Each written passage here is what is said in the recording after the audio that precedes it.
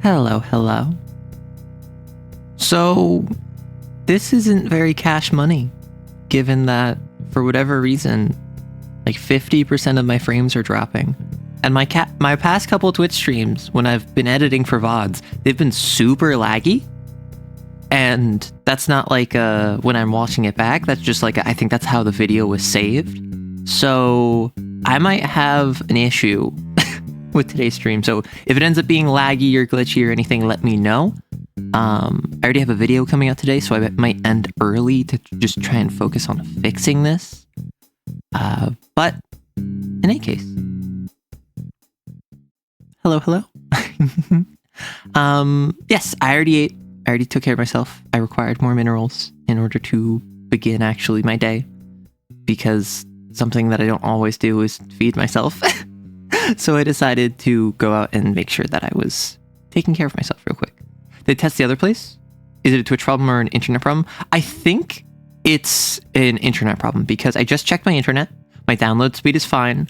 My upload speed is like 1/10 of what my download speed is, right? So I have Ethernet. I've had Ethernet like basically since like a month after I moved. So I'm not sure if it's like a ISP issue. I don't know if it's there's something wrong with my Ethernet cable. But I haven't noticed anything with my YouTube streams. You worry about me? Thank you very much. I appreciate it.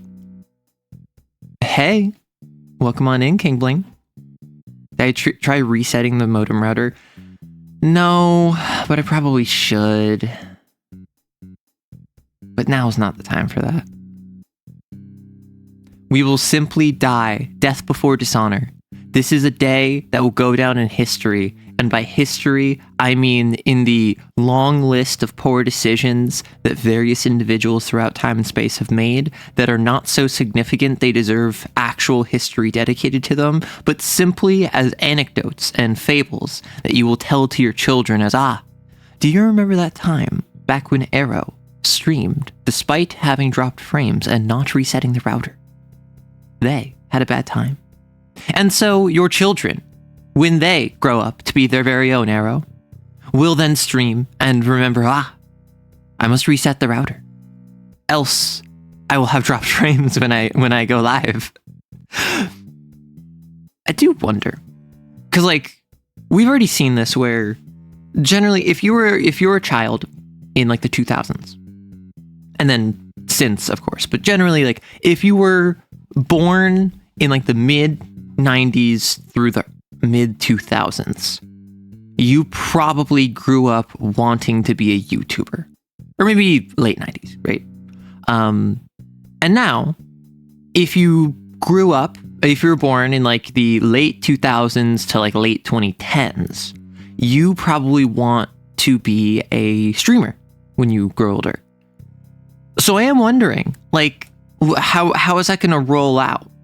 Because assuming streaming remains accessible, where anyone can do it for free with a very low barrier of entry, however, it is the actual gaining traction that is the issue. I do wonder, is there going to be a situation where tons of people do it? Which, like, obviously already tons of people do it, but I mean, like, an entire generation. Like 60, 70, 80% of people of a certain age range all try it at once. Or is it going to be something where like it dies out by then and there's a different trend? Is it going to be something where just people are disillusioned with it? Because like it used to be, I'm gonna go to New York and I'm gonna rent an apartment with 10 other people and I'm gonna make it big on Broadway. I'm gonna go to Hollywood. You were there. Darkwood is peak. Hello. Yes. I played Darkwood for like an hour 5 years ago. Maybe 3, right? So no, it had to have been 3 years ago because I have it on I got it for free on Epic. So all I know about Darkwood is that like the opening cutscene where like you have this weird dude who's like also a radio, and then you can throw rocks at dogs and then they fight you. There's also the Wolfman, who I assume was the furry awakening of at least someone, right? And then there's the dude, the merchant, who like writes on his arm because he has like a cast or something, and he doesn't speak. Was this the third, fourth game Arrow streamed where they're a doctor? Okay, so Darkwood, you don't play as a doctor doing doctor things. You play as a doctor in the woods, I think. I think you're a doctor. I think. So like this is another instance of like where with Darkwood, I'm not blind, but I am blind after like an hour, right? So I was thinking about yapping for a little bit and then hopping in and just kind of full sending it. She will remember your heart when men are fairy tales and books written by rabbits. Peter S. Beagle sounds like a fantastic name for a beagle, I must say. Like, no disrespect to, like, Mr. Beagle. However, if I had a beagle, I would want to name it something like Peter S. Beagle. Have I mentioned that I go on my walks, I go on my runs, like, I wander the neighborhood for exercise and also just for enrichment. And there's a house nearby that has some beagles in it. And I'll pass it by, and normally they'll just like bark, bark, bark, bark, bark, bark, all at me. However, there was one time where they were just staring at me. So I walk up to the end of like their fence, and I crouch down in front of them, and they just walk up to the fence, and they're just looking at me like. And so I walk up to them, and like I give them little pets, and I got to pet some beagles, and it was very cute. A doctor in the woods. He woods of mania. Okay, so do no harm, pathologic, Darkwood. There's got to be another that I played where I was a doctor. I was hoping to play your TTRPG today, but my wife's laptop died, so she had to try to set up her desktop for the practice exam, which is very Is it one of those things where like they need a browser that locks down your entire computer? They need one of those like spyware softwares that like completely accesses like kernel level anti-cheat, because those are dumb, right? And those have already, like, back when the pandemic first started, there were concerns that was going to be used for data collection, and then within like 6 months one of them was busted for data collection, and it still didn't work. Exactly. Like, I don't know. I've heard a bit about that. I've heard a bit about how like ridiculous those sort of browsers are. And obviously it's like, okay, I have a laptop. I also have a phone. And let's say my professor or my proctor is like, hey, you're taking this at home. You need to use this specific browser that will shut down your computer outside of the window you're taking it in. And you need to make a recording on your phone of you. So what's to stop you if you have a second phone or a notepad or an iPad or whatever to just like, the phone is looking at me like how you can see me right now with my model, like waist up. And then just like, I just look down as I sigh. And I'm just looking at my lap where I have another phone that I'm typing on. And I just look up the answers. And then I go back onto that. Because like at that point, literally all it does is say, if you have more technology, you can get a better grade. Like, I understand the intent is to prevent cheating. But really what it does is that it puts a paywall on cheating because you need more devices. You need more ability to access the internet and access cheating, which like, ugh. I'd honestly be less salty if she'd been able to take the exam, but she wasn't. What? She's out $90. That's stupid. That's stupid. The thing about beagles is that they're hyper dogs, so Peter's far too respectable for them. Okay, but what's better? A really chill name for someone that's super energetic, or a super chill name for someone that's super... Did I just say the same thing twice? Or a super energetic name for someone who's super chill. I feel like the Dark Lord of Destruction, Joe, has almost as much comedic value, though I don't know if it's more or less, than Azazthroth, Destroyer of Worlds, who's just like the dude that works in accounting, right? I don't know which is funnier. Like boring name for interesting character or interesting name for boring character. Similarly, I don't know what's better, high energy name for low energy character or low energy name for high energy character.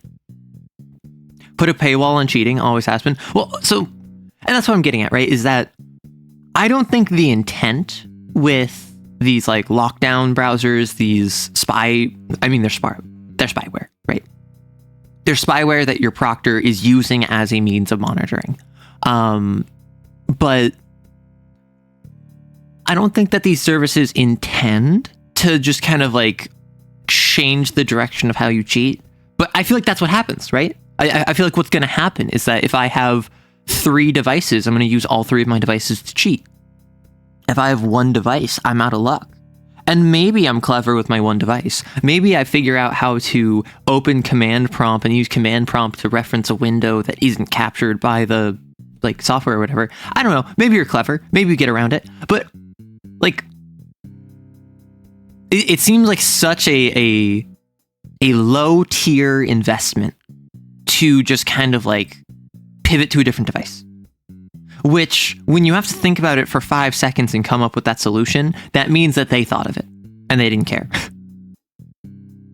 Put on pants, shorts wear. I have 2 blankets on, one of which is heated. Silence yourself, Catboy. I half wonder if it wouldn't be more effective to straight up mail someone a special laptop instead. Probably not. Like, you could mail them like a Chromebook. Chromebooks are like what, $200, $300, $400. So you mail them a Chromebook.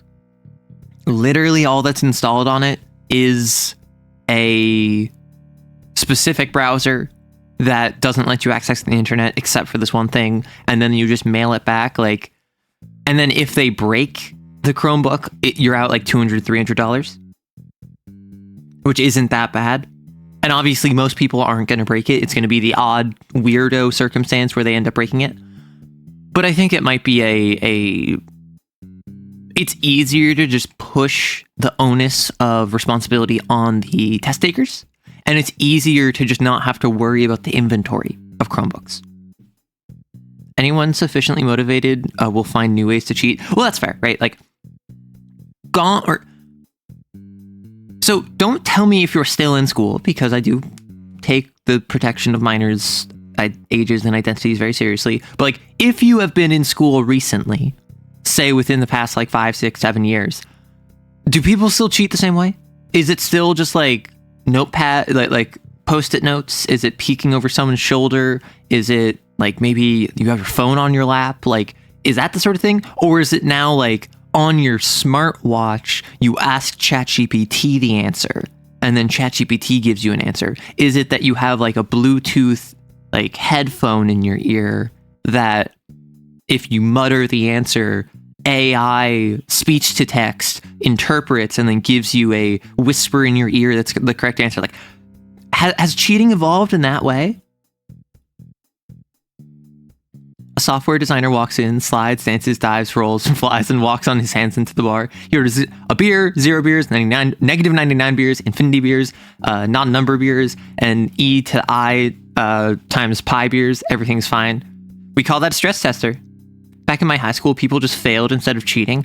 I think that means that they cheated improperly. Because I'm not going to lie. I was in a STEM, very competitive program for high school. And I am not someone who's good at STEM, right? I'm not someone that's good at math. Like math has legitimately been my weakest subject, basically since elementary school. And so I may or may not have engaged in a little bit of supporting my own grade.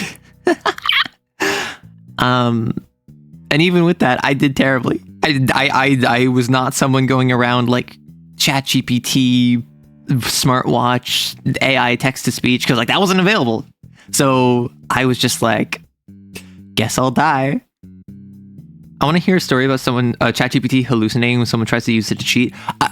You have to go to any university and just ask a 100 level class, like, hey, how many of you have had an answer that you put confidently and the professor didn't give you credit for it. And like 70+% of the class is going to raise their hand and then just be like, okay, honestly, how many of you got that answer from ChatGPT? And probably like 2/3 of those hands are going to remain up. Because like, we're already at the point where people are like, and we've been at the point for like a year, where people are writing their theses with ChatGPT. We are at the point where people are writing not just essays, not just getting homework assistance, not just answering tests, but like writing capstone papers and theses with AI, and proud about it because they feel like they got one over on the system.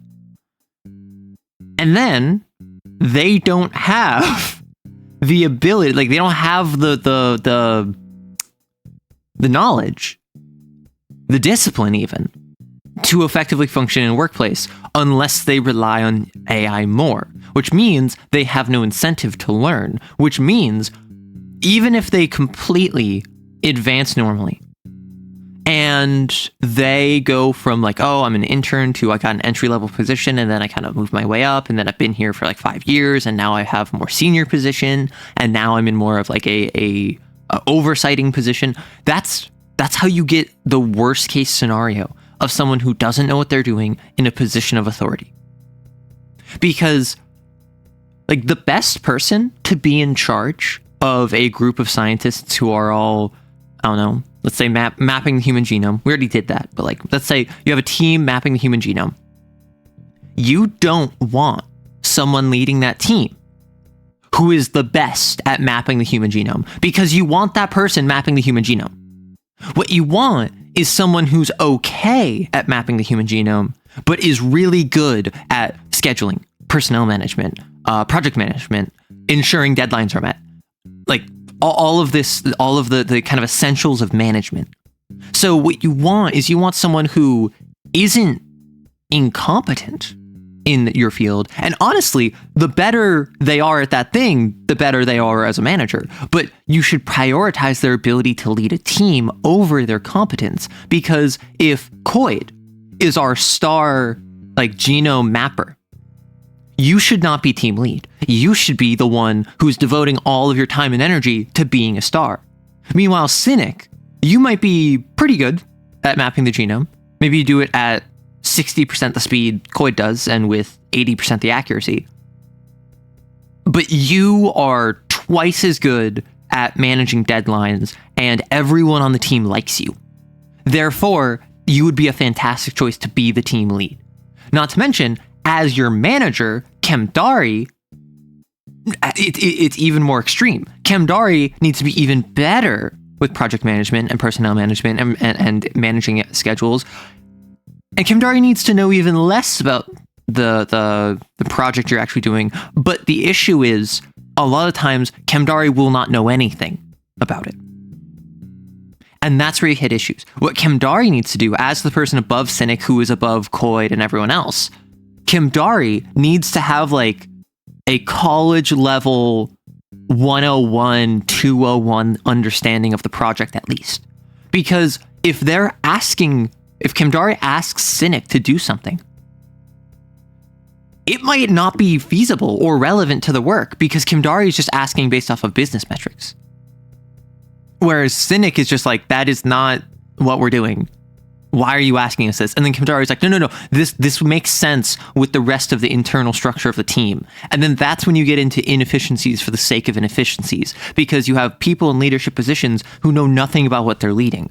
And so they don't make decisions based off the thing that they're leading. They make decisions based off of what they know, which is oftentimes business, growth, money acquisition. A generation or two from now, when the only professors don't know how to professor without ChatGPT, well, so we're at the point, we've been at the point where students are using ChatGPT and all the other AI to answer questions that were made by ChatGPT that are then being graded by ChatGPT. And a lot of professors are not on board with this, but are being forced to by their university. And a lot of professors are like, oh my gosh, this makes my life so much easier. And so they're all for it. The students tend to be the ones who are just like, I don't care about this.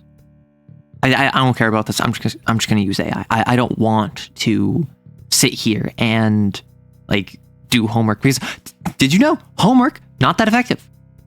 Homework literally just busy work. What is more effective is like long-term repetition. And that's why homework is not just stressful, it's also dumb. And it just takes away from the limited free time that children have.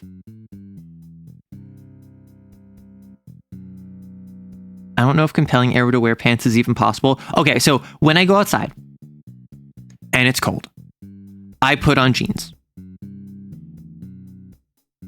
And it feels like I enrolled myself willingly into an insane asylum. It feels like I instituted myself.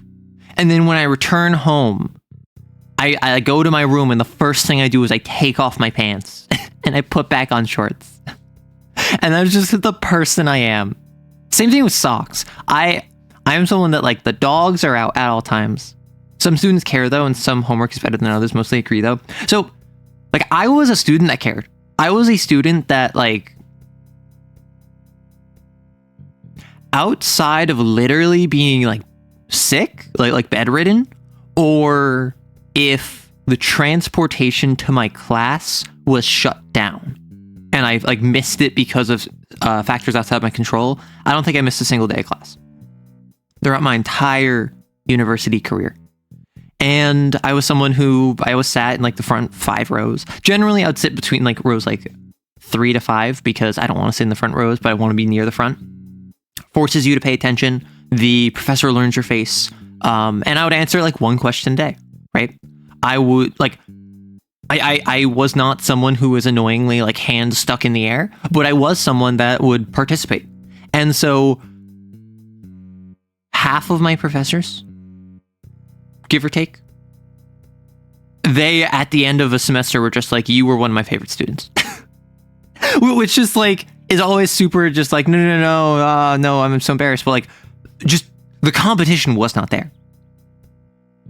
For most of my classes, professors, or for not most of my classes, but like for most of my classes, no one participated, no one paid attention, and no one did well. Because no one was there to learn. People were there because they came from a middle to upper middle class background, and it was expected that they would go to college. So they picked a degree either by a dartboard or because it's the one their parents told them to. And so they're going through the motions of continuing education because they have no other direction in life. And so they're going to focus on stuff like friends and partying and being like a 20-something. And the class is just kind of secondary. I was there for education, right? I was there so I could learn. And so I learned a bunch, right? And then because I was actually learning, and like at the end of the class, I'd be like, hey, like I have a question about this thing. And then I'd ask them a informed question and then generally have a follow-up when they gave me an answer. Professors liked me, broadly speaking. Some probably didn't, and a lot of them just didn't care about me. But like even professors who I only spoke to like privately like once or twice, pretty consistently were just like, hey, the fact that you're actually engaged with the material makes me like you. Yummers. Arrow views pants the way that some women view bras. Not quite, because bras are... The killer of a bra is an underwire, right? The killer of a bra is if it has a wire and like you accidentally deform it, or it pokes out, or it's like jutting into your sternum, like it's uncomfortable. Obviously, there are some women who they prefer to just like let the girls out. However, I feel like broadly speaking, if you're anywhere more than like a 34B, it's just more convenient to have a bra on, because for anyone who doesn't have a chest, when you have a chest, it's just 2 mounds of fat mechanically. Like that's what a chest is. So it's 2 mounds of fat, meaning that they move around when you move around. And the larger they are, the more weight they have to them, which means the more it will like be affected by gravity and momentum. So it's not a matter of like, oh, they're just like prisons that like are keeping me down. A lot of times, no, it's inconvenient to have them moving around every time you turn your torso. Yeah, wire stabs are kind of horrifying. Exactly. You work on the reputation, then reputation works for you. Mostly I've been a good student in my opinion, but I've been awful at physics. Still putting in my amount of effort, had me on good terms with the teacher, and I did end up understanding something. I mean, there was a time where I took a calc class in university. It was like my first semester, and I would occasionally ask questions. This was like a 100 level class, so it's big lecture hall, like, or not like hundreds of students, but like over 60, 70. And I would occasionally ask questions to the professor. And then at one point I got like, there was like a 10-point question, a 12-point question that I got 2 points on. And I was like, what? Why? And so I go up to and the professor had a assistant professor, a secondary professor. The secondary professor is the one who graded it. And then I go to the main professor. I'm just like, hey, I have a question about this thing. Like, I understand I got the question wrong, but didn't I use like the proper format? And then the professor's like, oh yeah, like you did the right formula. You just got it wrong. Like right here is where you went wrong. And then from there, you did everything right, just with the wrong numbers. And then he was like, yeah, let me just, and then he took me from like 9 out of 12 or 2 out of 12 to like 9 out of 12. And just that's what happens when you have a neutral or better rapport with your professors. A lot of people see teachers and professors as an authority figure. Realistically, teachers and particularly professors in university don't want to be seen as an authority figure unless they're like snooty and have like a stick up their bum. Broadly speaking, they just want to do whatever their thing is and they're teaching on the side, or they're very passionate about their subject material and want to spread it. And in either of those circumstances, they either don't see you as like some kid who's sniveling and groveling before them. They see you as just like a young adult who doesn't know what they're talking about, or they see you as someone who is like eagerly investing in something that they're interested in. Yummers. And in either circumstance, so long as they don't dislike you, they're going to just like throw you a bone every once in a while, because that's how people are, broadly speaking, in the real world. And remember, tell yourself this if you have anxiety. Broadly speaking, most people are polite, if not kind, to anyone they don't dislike. If someone doesn't like you, they're probably not going to be playing kind.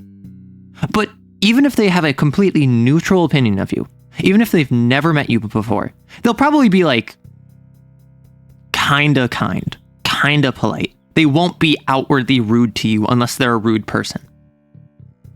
And therefore, like, if you have never met someone before and you're in class next to them and you forgot a pencil, and you're like, hey, I'm so sorry, can I borrow a pencil? They'll probably be like, sure, and just like hand you a pencil. And then if you hand it back by the end of the day, boom, it's the classic, oh, they'll like you a bit more now because they did something for you and psychologically that makes you like someone more. Now, if they don't like you, they might not give you a pencil. However, like, even if it's a complete stranger, they'll probably be like, yeah, sure. Like, I don't care. Also, if you're in chat, feel free to say hello, because I like to say hi to everyone who's in chat. And I've been yapping for half an hour and I never did that. So hello, Sleepy and Coyd and Dotsy and Kali and Kemdari and Cynic and Neko. I think that's everyone who's here right now. Hello, Zap. Welcome on in. Hello. Oh my gosh. So, part of my yapping, I wanted to bring up the fact that tomorrow I am going to be releasing a long form video about my TTRPG, which again, free on itch.io. You can access it if you want. It's just a short system.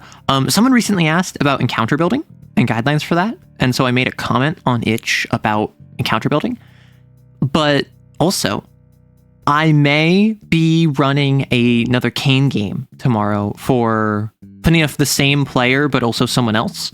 and I'm just going to be running a one-shot for them. So I'm excited to be running Kane tomorrow. I am wondering, because I won't be able to do my normal Wednesday stream, do I do one on Monday? Do I do a Monday short stream where I can do like a debrief about Sundays? Because I was just going to do my thing on Friday. However, on Friday, then I would have 2 Kane games to talk about. That's a lot of Kane to talk about. So I don't know. I might end up doing like a very short recap stream on Monday, which would be on Twitch, or which would be on YouTube. And that would be like my Wednesday, Friday stream. It would just be Monday, Friday instead. And I think that's it. Anyway, I have Darkwood to play, so I've been stalling enough. Let's open up Darkwood.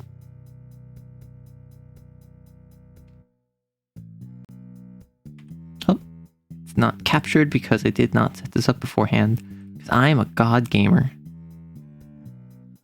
Darkwood? Darkwood.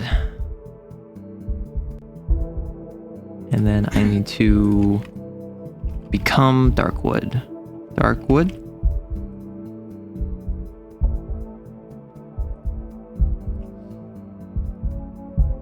And I turn off La Musica. Into the woods, yeah. So,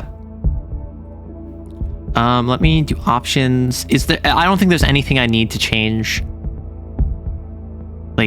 Maybe audio will be a bit loud, because I know Ultra Kill was a bit loud, but Ultra Kill is just a very loud game. So I'm gonna hop into this.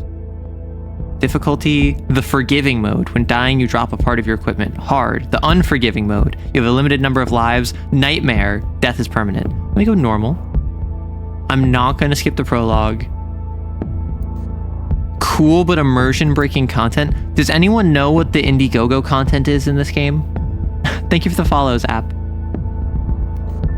I will say, it's kind of crazy. I mean, and I understand that there is going to be a portion of the audience who files in from this, but I've gotten I've gotten 40 followers in the past couple weeks. I just hit 900, and now we're at like 940, and I think that's mostly due to the Bodyguard Princess voiceover, which, I mean, it got kind of successful. It got a little bit of success to it, but I am always surprised whenever that translates to like subscribers or followers or whatever, and I'm just like, yo. Okay, I'm just gonna leave it on. I don't know what it is, and if it ruins the game, it ruins the game. You are playing a challenging and unforgiving game. You will not be led by the hand. Respect the woods. Be patient. Focus. Bodyguard Princess, you missed a voiceover? Did you miss that voiceover?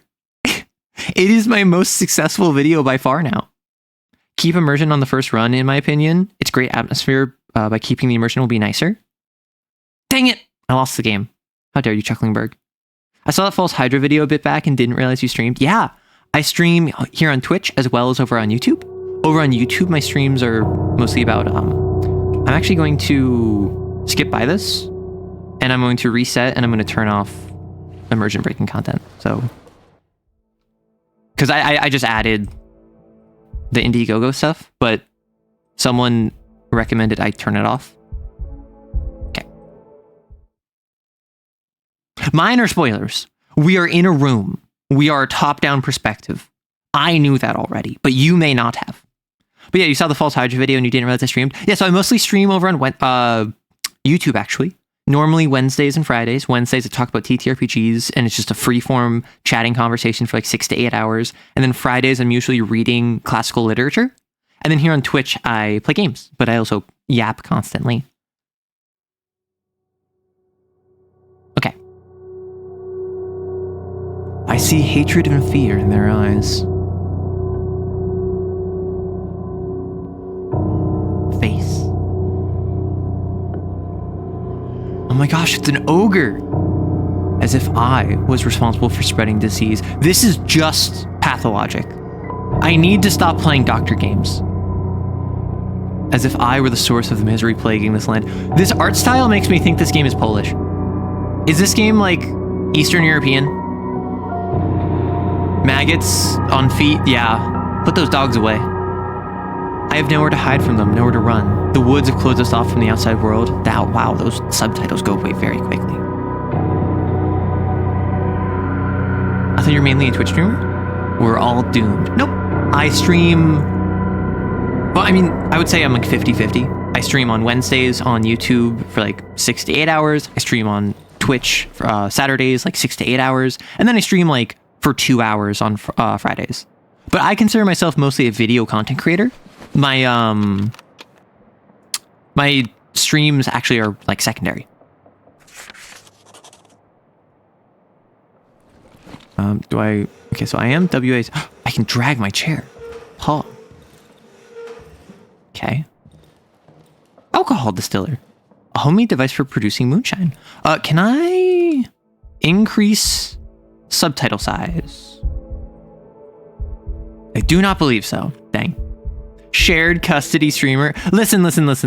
Oh, barricade window. I can dismantle? Can I run? I can't.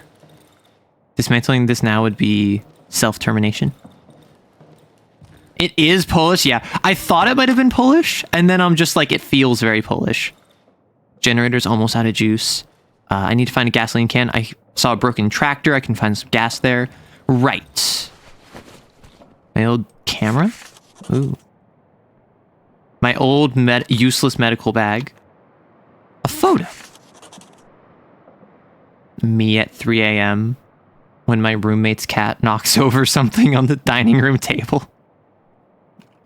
Yeah, shared custody streamer. I'm not intelligent enough. Cages, this time they're empty. Oh boy. I'm not intelligent enough to multi-stream. My bed. Okay, with all due respect, why is your bed right next to the door? And why is your bed not back to the wall? This is not very feng shui of you. Like, this door here.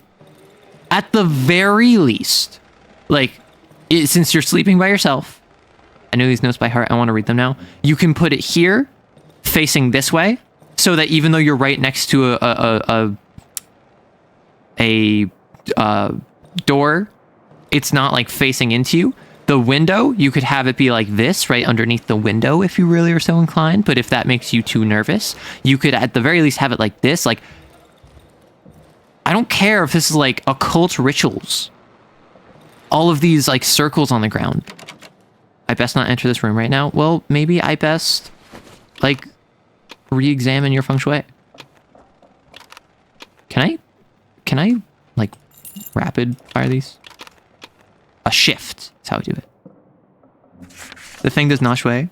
Hey, Pero. All is well on my front. I was just currently ranting about feng shui because I saw one like TikToker who his whole thing, the lock is jammed a long time ago. Never mind. I used to keep useless junk in there anyway. His whole thing is that like he talks interior decor. I spent too much time to lock him in there. Oh. So like he's an interior decorator, and his whole thing is that he like gives advice off of the principles of feng shui. And so he'll like critique people's setups and like remake their rooms that they submit to him. Puppy, my dog? I don't think he's gonna make it. Well, I knew about this one. Speedrun mentality? He's got a circle around the bed? Efficiency. You shave 3 seconds off your pathing to the bed. Okay. Like, so I love dogs, right? Asian creator with glasses. Well, is it a stereotype for East Asian folks to have glasses? My dog. All right. Old Yeller this. What? How do I chop off my dog's head? Oh. Well, you know what they say, that you shouldn't beat a dead horse. I am of the opinion that they never specified a dead dog. Was that too much? Is that too dark? No, if you need glasses, you wear glasses. I mean, that's my thought process, right? Like, I am someone who I don't really care if someone wears glasses. Like, that's just kind of how they are. But what I will say, is that when it comes to a bear trap, a dead cow, bone. When it comes to glasses, am I the only person who, and I know this is just the novelty, when someone who doesn't wear glasses puts on glasses, they become more attractive. And when someone who does wear glasses takes off their glasses, they become more attractive. Which, again, I understand is purely... be added to your map. Okay, so the map is not marked. However, I add landmarks. And then whenever I'm at a landmark, it goes red. Understood. I know it's just novelty. It's the same thing of like anyone with long hair who like cuts their hair short looks good, and anyone with short hair who grows their hair out looks good. Anyone who wears black and like wears pastels looks good. Anyone who wears pastels and wears black looks good. Like, it's more so a matter of like change than it is a matter of it actually being attractive. No, you beat the dog to death. You don't just beat the dead dog. Puppy. I think it's doubling on the smart stereotype. Oh, that's actually really, yeah, that makes a lot of sense. Because like there's the stereotype of East Asian folks being smart, and then there's the stereotype of people with glasses being smart. So kind of like building on those. I should craft a torch. Oh.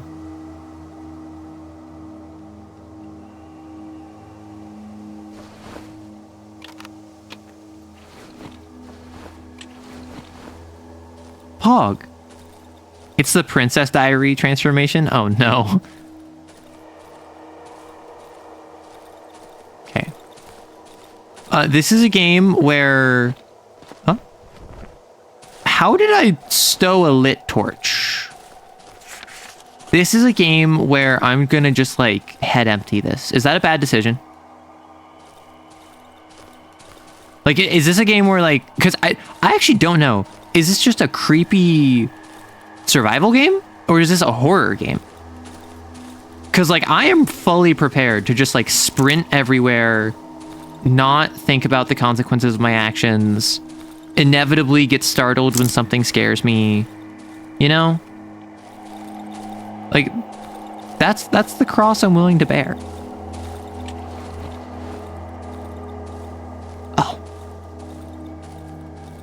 I think this one is still breathing.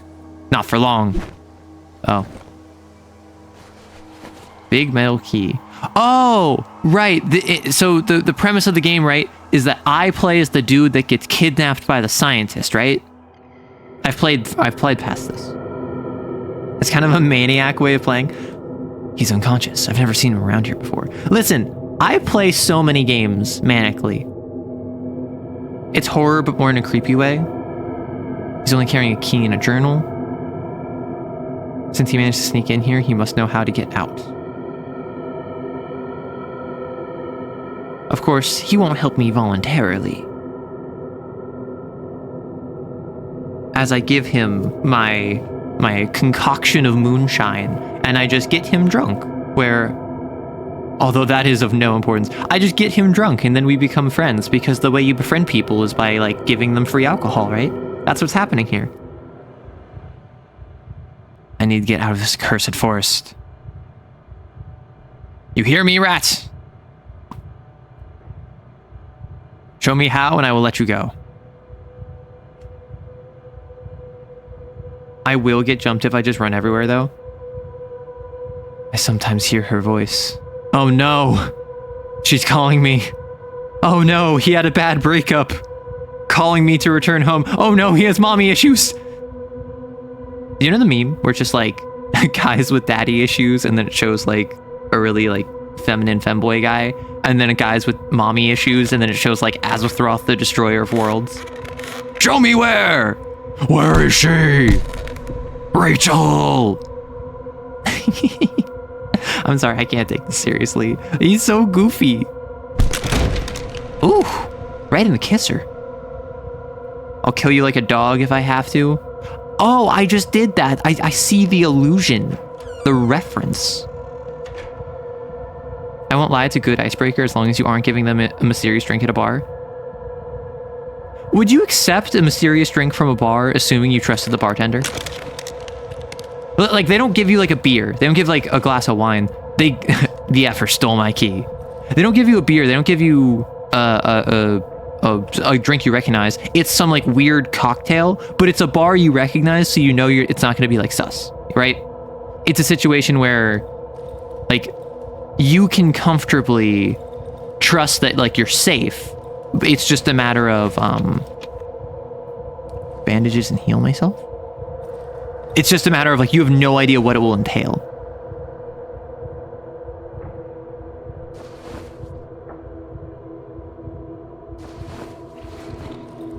And then if I do this, huh? How? Huh? Oh. Huh?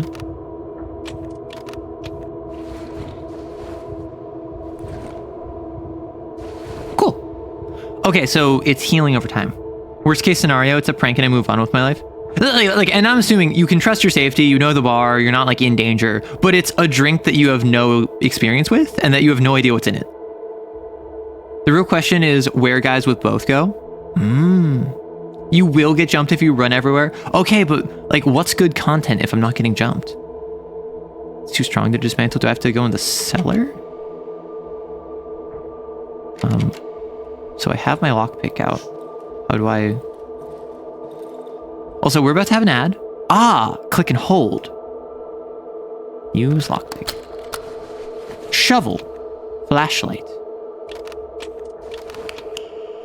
Yeah, that feels different than a stranger walking up and sitting next to me. I would accept any drink only if it's in the name of science or committing to the bit. That's the thing, like, how inclined are you to commit to the bit? I am someone who I will commit to a great many bits, even if it is inadvisable to do so. I need to repair it? I can repair it on a workbench.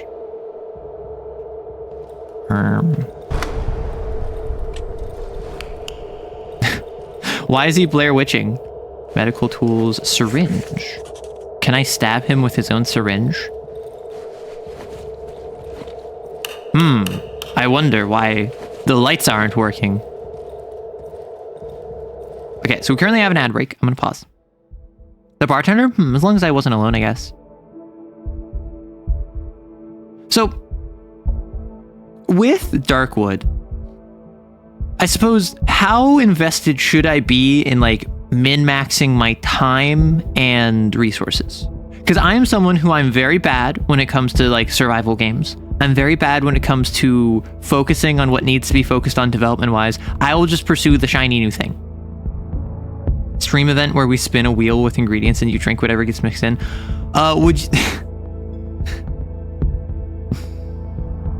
Would you believe me if I said that I've already done that? Not on stream, but just like with my friends, and it was not pleasant. Okay, when I was a dumb teenager with my friends, we were in my basement and we were having a sleepover, and we decided we would play beer pong, but I don't drink. So, and we didn't like have alcohol in the house, so like they weren't trying to drink or anything. So we just took random liquids from the fridge and played beer pong in my basement with like barbecue sauce and vinegar and like tap water. And the worst thing out of all of them was the tap water. And I don't know why, but for whatever reason, the tap water from my basement bathroom was the most vile liquid that we subjected ourselves to that night. So like, I'd do it. I just don't know how fun it would be because I've already experienced something like that before, and it was not even like funny to watch people like cringe at it. It was just unpleasant. Who knows? It could contain LSD. Are you attending bars where your bartender will just slip LSD into your drink? You probably, actually, I feel like some people would have fun with that. I feel like if you go with a designated driver and you know what's going to happen beforehand and you're like, hey, I'm going to the LSD bar, bartender, one hit of your finest LSD, please. Like, I guess. Okay.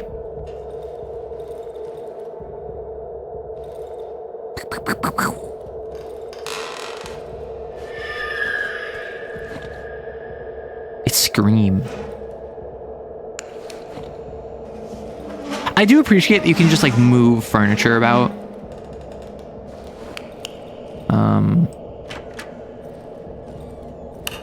So if I recall, I'm gonna get jumped over here, right? Metal tables, leather belt strapped on. I feel like I'm gonna get jumped. Gasoline, table leg. I can whack him. Come on. Come on, I got you. To refill the generator, I have to gasoline it. And I can glug, glug, glug, glug, glug, glug, glug. Imagine unironically using your gasoline to fill up a generator. Move that furniture? I'm not moving that furniture, I'm moving. Oh, hello. The corpse has 2 dials instead of eyes, his mouth is wide open. I can hear a distorted voice, barely distinguishable from the radio static. Well, that's inconvenient for me. What is it? 4892. Do I have to remember this? 4892. When Columbus sailed the ocean blue. Oh. This makes sense then. 4892. Who's there? This one seems stuck. I need to apply some force. Why can't I just pull it? Is it not a pull? I don't want to whack you with my table leg. I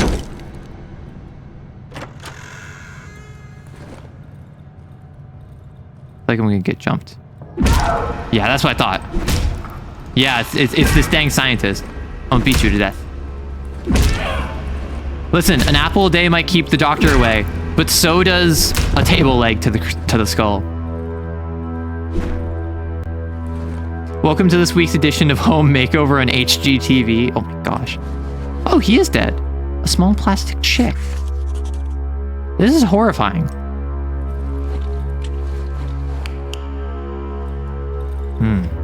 Dismantled barricaded window. Wait, you're dead. And how do you want to get out now? Where'd you put my key? You think you can manage all by yourself? Yes. I'm not cringe on main like you are, fool. Hear it? Oh. Oh. Weirdo alert. Don't worry, I have a table leg. Oh. Okay, get out my table leg. Yeah! Don't worry, I got it. I'm a fighter. I'm cooked, don't worry. Mad Doctor took over a room. We'll show you how we deal with a squatter. You know, I actually looked into squatters' rights recently because I didn't know what they were. And, like, apparently squatters' rights is actually pretty narrow in what it encompasses. So... Oh. Hello? Friend? That's a hand. I'm sure nothing bad will happen if I take it. By the power of all that is Hafer, moo! First step of makeover. Make over their dome. Here, we're going to apply a table leg at a high velocity right to the back of their skull. Now, this isn't mahogany, but we thought a nice hefty cherry wood table leg would really spruce up this room. Add a lot of red to it. Oh no. That message is blocked, Cynic. His hands look like a mitt. Okay, so like those hands looked like bandages. Like, unironically. Why are there so many roots in here? Oh, wait, if... I was gonna say that it was like 9 inches of nails, but it's 11. Okay. So I remember last time I played this, I physically blocked the holes with wardrobes. Yesterday I barricaded one of the windows. If I want to stay here for some time, I should do the same with the other windows. So this one is barricaded. I don't have planks. Workbench. Whoa. That's the most important item in the game. What about that guy hit by automod? I don't know. So I have, what, 3 windows to barricade? 2? Oven. A pleasant warmth is emanating from the oven. I can sense a strange yet familiar scent. It's the smell of the protective substance, which gives me relative safety after dark. The vapors rising from the huge cauldron are distributed all over the house via long pipes. As long as I remain inside my hideout, I have a chance of surviving the night. Examine it. When I arrived here a couple of days ago, the oven was basically prepared. I just needed to light it up to ensure my safety. The cottage must have been one of our hideouts. The inhabitants of these woods don't need to inhale this revolting gas. The label on the bottle says, staying out of the reach of the protective substance after nightfall results in immediate death in 99 out of 100 cases. It is advised to evenly spread the gas inside the sleeping area. Oh, is that a face? Wowza. Or is that like mycelium? Mycele? Warning! Even a properly prepared substance does not guarantee 100% safety. Remain vigilant. It is recommended to stay in well-lit indoor areas to minimize the risk. That's a lot to write on a vial. Although I suppose that is like a CDC warning. Just like, oh yeah, when injecting this, watch out. What happens in the 100th case? You're just him. You're just that guy. That's the most important item in the game, the picture, I mean. What, the road? Oh yeah, just a reminder, no spoilers. If you see someone spoiling the game, shoot them. Take them out back and like remove their message. Like, they're not going to get banned or anything. It's just going to delete their message and they're not going to be able to chat for a couple seconds. No backseating unless I ask for it. Because of its superpowers, I still might take the risk. Listen, a 1 in 100 chance to get superpowers and a 99% chance to get death. How many people would take those odds? Yeah, so spoilers, kill on sight. Backseating, just please don't. However, any of you who have seen any of my streams, you know I pretty regularly am just like, hey, what do I do for this? Like, did I miss anything here? But again, if I like walk past something, if I miss something, if I ignore something on accident, you can tell me I missed it. Like if I saw it and then I like ignored it, or that I did not engage with something that I wanted to engage with but just did not see, you can point that out. That's not backseating. I appreciate that you became soup. A small empty cast iron pot. I haven't used it yet. I haven't felt any hunger or thirst since the accident a few days ago. I can't stop thinking about one thing. These mushrooms. These red, pulsating mushrooms. They look so tasty. Maybe this pot will prove useful after all. Cook. Right, I remember. Last time I played, I added some mushrooms to this. And I got it to like Essence 2. And I was like, oh, it's that kind of game. So, like, I added a bunch of mushrooms and I got like 5 essence or something. So I assume that the mushrooms are like throughout the entire game. It's not meant to be quick. Rope, alcohol, bottle, mushroom book. Bear trap. Under the window still open. Looks like this night was exceptionally uneventful.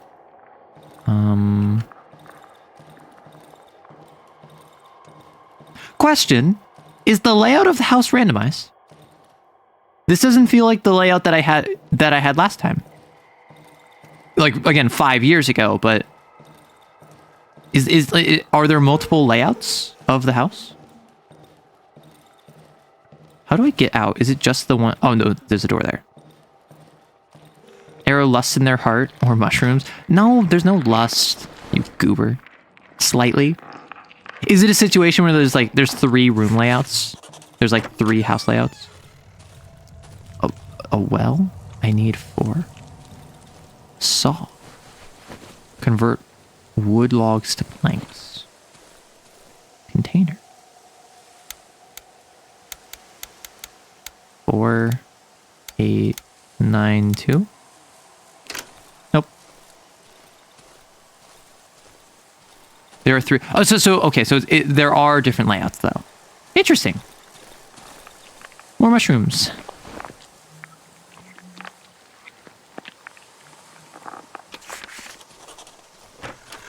Okay, this make generator. Corpse. Rag. Torch. Matchstick.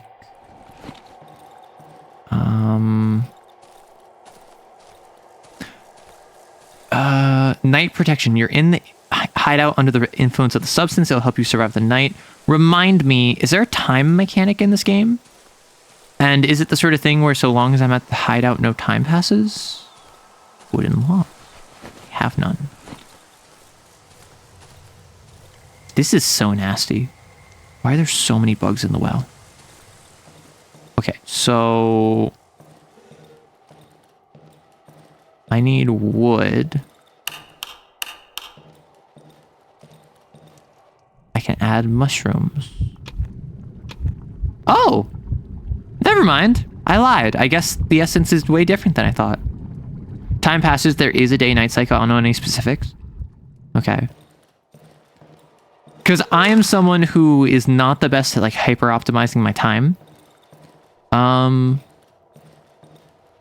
yeah, I think that my next goal is venture out and get some wood. There is time doesn't pass at the hideout at the start of the day. Yeah, I think I just head out. Is this water? Dogs! Those are giant enemy dogs.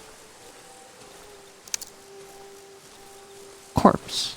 Alcohol, gasoline, rag, nails.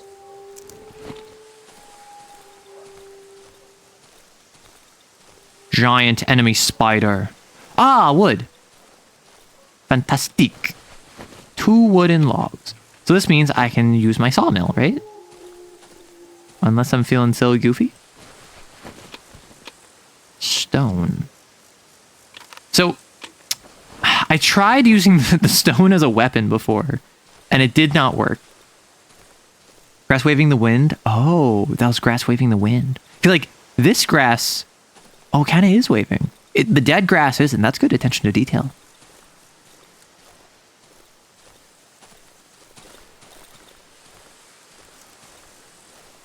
Yeah, this is just a peaceful little game. There's nothing wrong here. There's nothing going on. Let me open up, grab some gasoline. Let's add. Oh man, that glug sound is so silly to me.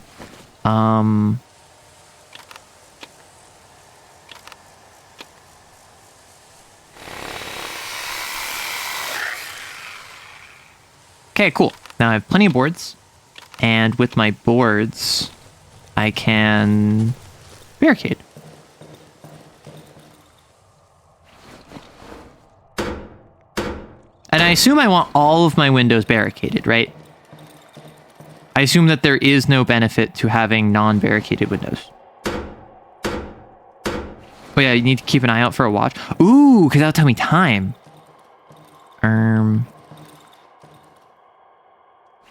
Okay. Although my assumption is that if I barricade all my windows, it will keep out the baddies. But at the same time, will it actually?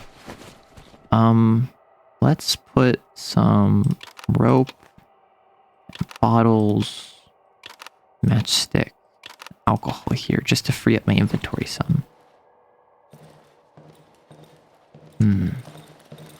So I suppose, like, and this is like me actually asking you, so feel free to tell me, is there any items in this game that for sure you're like, oh man, if you see this, don't pass it up no matter what?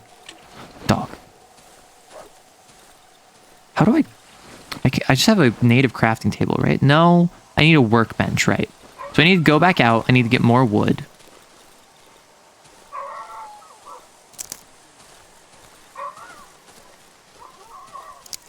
Oh, more dog. Man, I love the vision mechanic, I must say. Poisonous mushroom. I do love me some of the vision mechanic because it's just so, like, I constantly want to, like, keep my head on a swivel, right? Which is exactly what the game wants from you. Watch, shovel, Molotov. Understood. Okay. I think this is plenty of logs. I need more gas is the issue.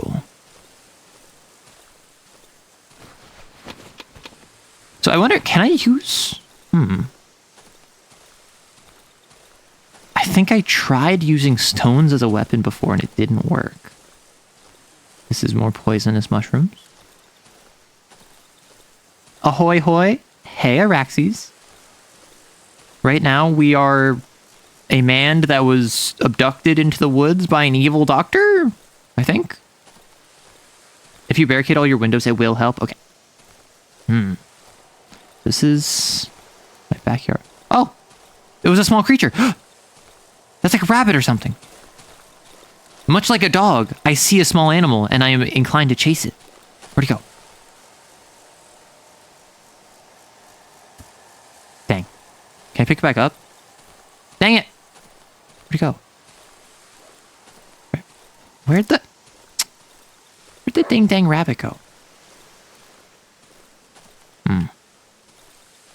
You win this one, Gadget.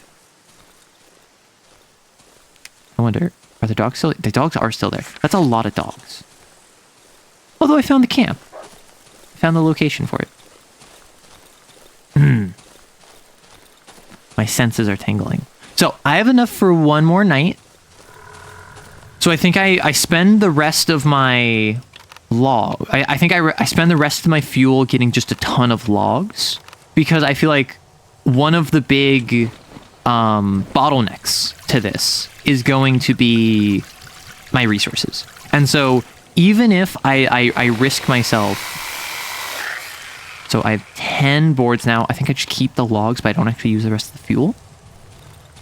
Obviously, gas is going to be super important, but I feel as though having like a board with nails strikes me as super useful.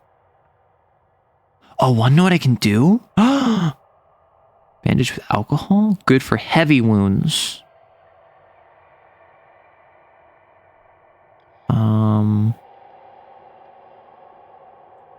Wanna know what I need? I need to take the bear trap. Can I pick up the bear trap? I should say this out loud. Flashlight would make sense. I'm gonna make a board with nails. Value 30, so I assume I can sell these. Can I pick up my trap? What if I use that in fighting the dogs? Disarm? Oh, and I should probably barricade. So what if I go down to the camp and I set down a trap? Right? Like, do you see what I'm picking up? And then with my melee weapons have a secondary attack? Middle mouse button. Huh. Oh. I assume that's like a heavy attack? Okay, so my plan. I'm going to set down the trap. I'm going to aggro one of the dogs. One or more of the dogs. Oh, it's scrap metal. Damn.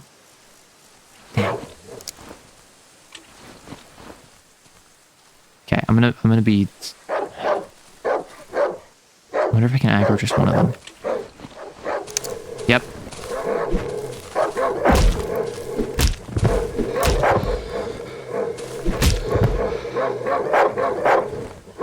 Oh, frick! Oh, heck. I'm so screwed.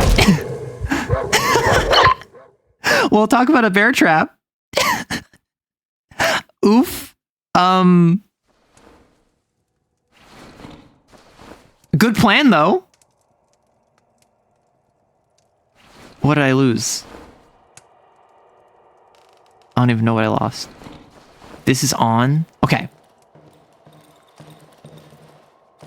I don't, like, I assume that was not, like, run ending or something. Because I can just go back. And can I, like, loot my corpse? Bunny! It's me! Yeah, I can just loot my corpse. And then I can pick up for scrap metal. So now I can build a new trap. So if I hadn't stepped in that, I feel like I would have won. Just got to work on execution. Yeah, so like...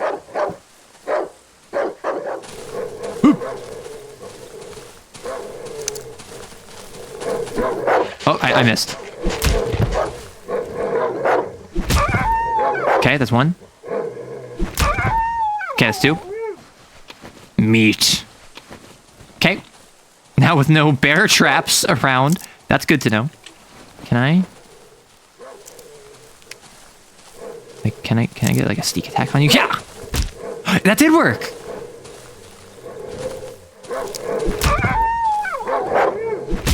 Okay, so they're pretty easy to juke, actually. Okay, so as long as I have a weapon, they're easy. Got it. I am sad. I do love dogs. However... Ooh, cooking meat. This game has made it clear that dogs are foes, not friends. As sad as it might be. Okay, this gave me some gas, which is very useful. I can't pick up this wood. Is there anything in... I can't go in the tents. Yeah, so apparently the dogs are way easier to juke than I assumed that they would be. Oh. Understood. Okay, so my understanding of this is... Underground essence. Like, last time I played this again, like, I played this, like, for an hour-ish 5 years ago. 3 years ago. I was, like, over here, and I think it went like this. So my assumption is that the old woods and the silent forest. I assume it's dry meadow is the first region, and then I can go up here and then go down there. So I'm going to explore my little, like, peninsula first. I think that's what makes most sense. Because, first off, from a meta level, that's probably all of, like, the low-tier enemies. And it's probably all the easy-to-access loot. But also, I just kind of, like, want to make a sweep. Oh, it's dark. Because there's no sun.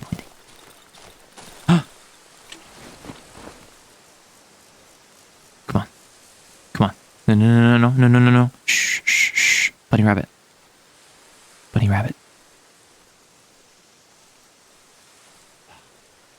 One of these days. Okay. Wood. I already searched this. Whoops. Well, that's good to know. That means that, like, I'm learning the area, despite the fact I'm walking back on my own path. I feel like this is the sort of game where you need to exhaust every bit of resource in an area before moving on to the next. For no reason other than every single bit of resource is important. And so you don't want to be spending time constantly going back to the same spots. That's my assumption. Also, is the sky getting more orange, indicating that it's about to be sunset? That is my question. Ooh, this is a brook. Pog. So my assumption also is the landmarks are not inherently useful. They are just like representations of what the character is like. Ah, yeah, so past the camp to the right is the thing of logs, and then further east is a brook. So the brook isn't necessarily useful, it's just useful for or it's not useful by itself, it's just useful for navigation. Oh, or maybe not. Wait, I can drag this chair back to my house. I must return to my house, my hideout before nightfall. Search. A flare! And wire? And, okay. So this is the brook. I'm going to head back. Run home, like, right now? Okay. Yeah, I assume when the game is like, hey, I better head home, that means you have, like, a minute or two, and then you're gonna die if you're not home. I don't know how...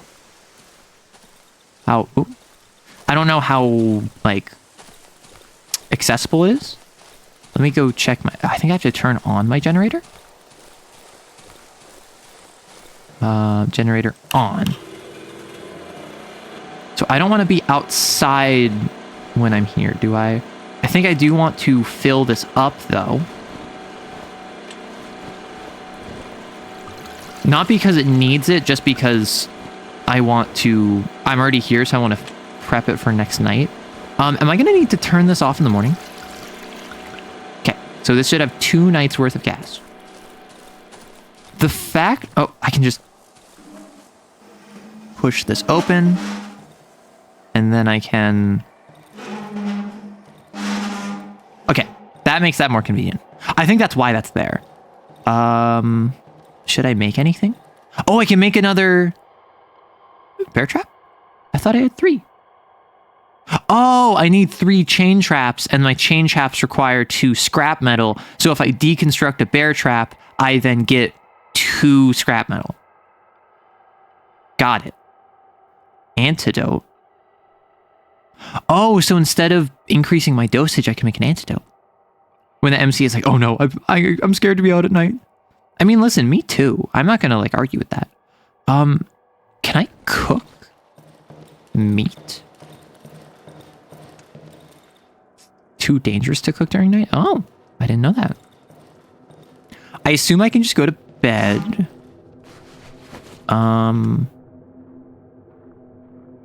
Bottles. I also assume I'm safe so long as I'm in my fence, so I can still head outside. I hear something moving.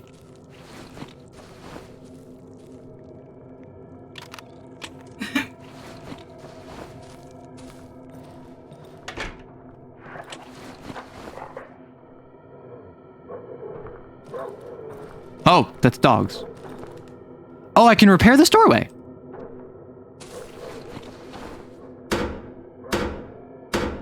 Huh.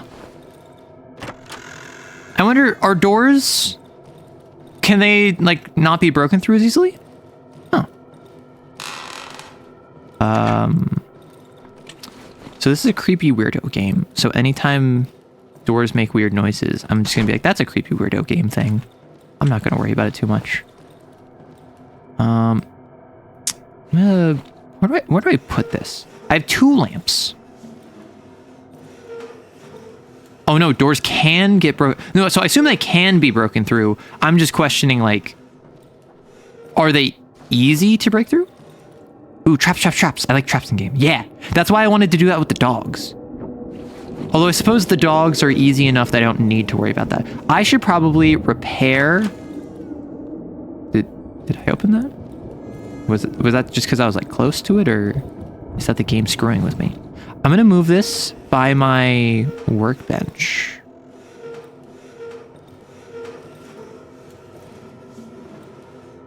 And it doesn't feel like there's a reason not to just have it center of the room. You feel? Then I can put the stool in the way to protect myself. I'm a genius. So, workbench. Repair item. That requires 2 and 10. This requires 1 and 5. So it is more worth it to just repair this. Do I wait for it to break first? I don't see anything else I can use with scrap metal, so I'm going to make a chain trap. Upgrade weapon. Upgrade item. Upgrade workshop. Oh. Maybe I do that. Maybe tomorrow I cut some more planks with the fuel that I have. I upgrade my workshop, and then I see what I can make. Because I assume the board with nails is useful for like a couple days, maybe. The oven did say it's smoking your place has good fumes, so hopefully it'll be safe. So my understanding of this, and again, this is as someone that like played the game a little bit for... Ooh, see the issue with having that be over there. My understanding of this, can I repair this? No? That's my wardrobe? My understanding of this is that there's going to be monsters that will eventually attack me. Right. And it's a matter of I need to like prepare to the point where they do attack me, and that it's just kind of most days I will be fine, but there will occasionally be monsters that come and attack me. So I can't just like neglect, you know? So what if I do this, and then I do that? Right? So if I leave, actually, what if I end up leaving doors open? Crazy, I know. But then this should make it so that it's... Oh, I hear music. So if I do this, this lights up this room. This lights up this room a little bit. This lights up a little pathway here. That's some good Zaza. Okay, do I need to go turn off the generator? Yay! I made it through a night. I might have died on day one, but we don't worry about that. I'm going to... Yes, so...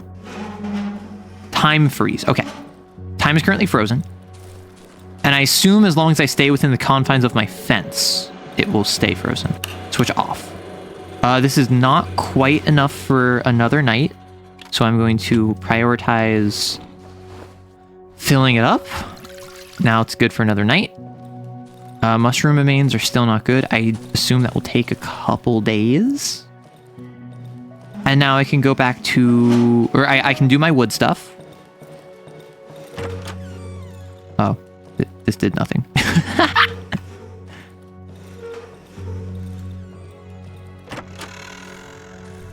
Oh, I want to build the well, too. I want to see what the well does.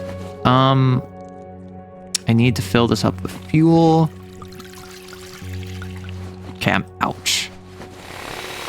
So I have 5 planks. I need 6 to upgrade it. I need 4 here. I'm going to build a well. What's this do? Healing. Oh! I can get health regen. But I assume it's like once per day. The well's dry at the moment. I should check. Yeah, so I get once per day health regen. Understood. Phew, good morning. So I have a flare. I'm going to put the wooden logs here. Oh, I can see about cooking my meat. Anyone want any dog? No. You don't get a dog. Do you want to have some dog? Okay, let me check here. Cook. I can't cook this.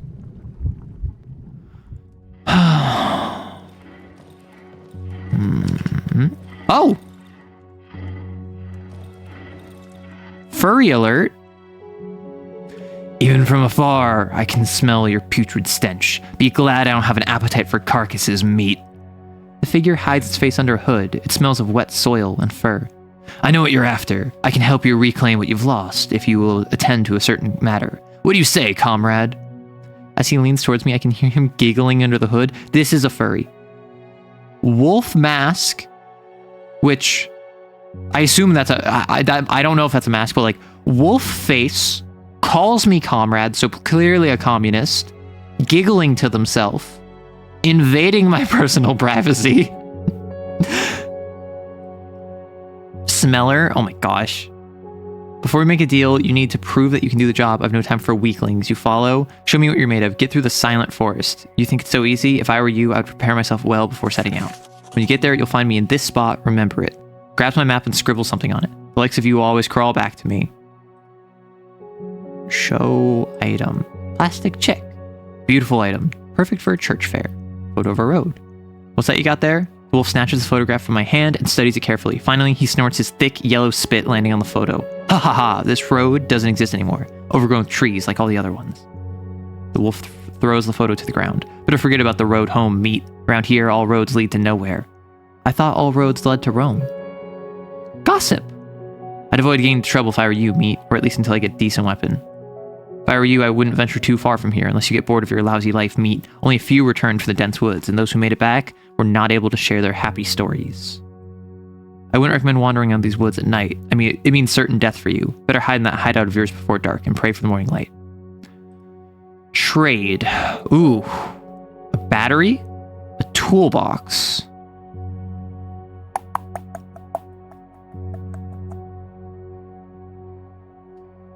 I don't have much valuables is my issue. It's like I have meat I can trade to him. A watch, a handgun frame with weapon parts, a chain, a puppy boy. I don't think a wolf classifies as a puppy boy, personally. So reputation 50 plus that. Oh, okay. So I get a baseline of 50. Oh, okay. So throwables can be used as bait for... Oh, meat can be used as bait.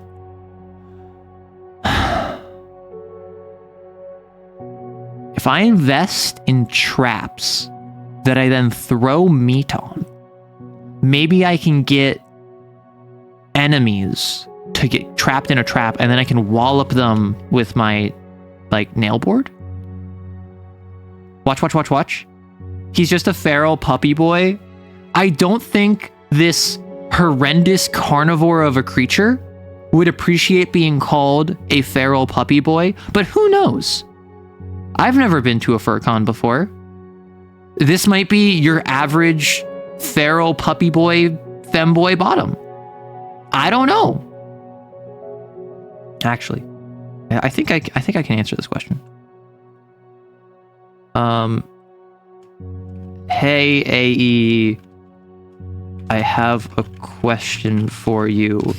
Does this guy look like your average feral puppy boy and or a furry femboy bottom you'd see at a fur con?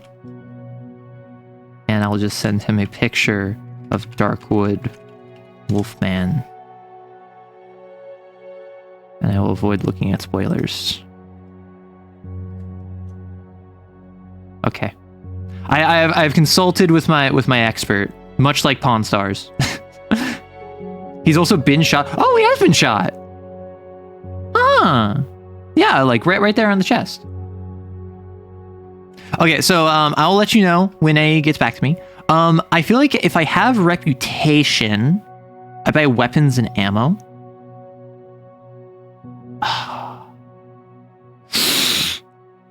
Okay, crazy idea. Crazy idea. Do I sell the flare?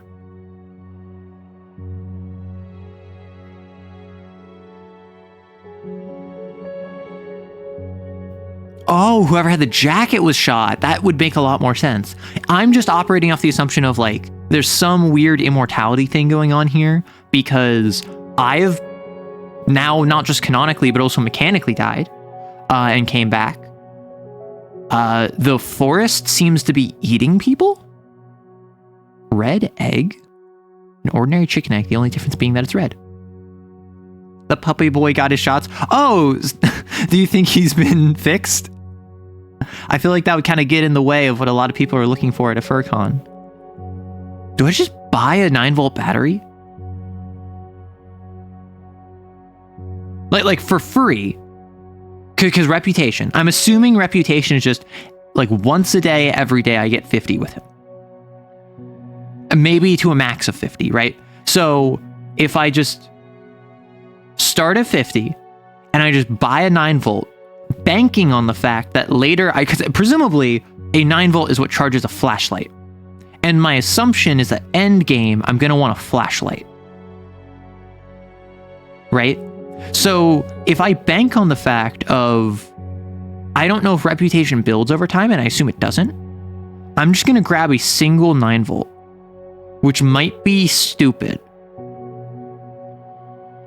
Because like alternatively, I could sell him like 2 pieces of meat and get like a metal pipe. I don't know what a metal pipe will be used for. Because I'm trying to think, what is the sort of stuff I don't expect to come across anytime soon? You know? I'm probably going to find nails. But like, nails are useful. And I could use nails right now.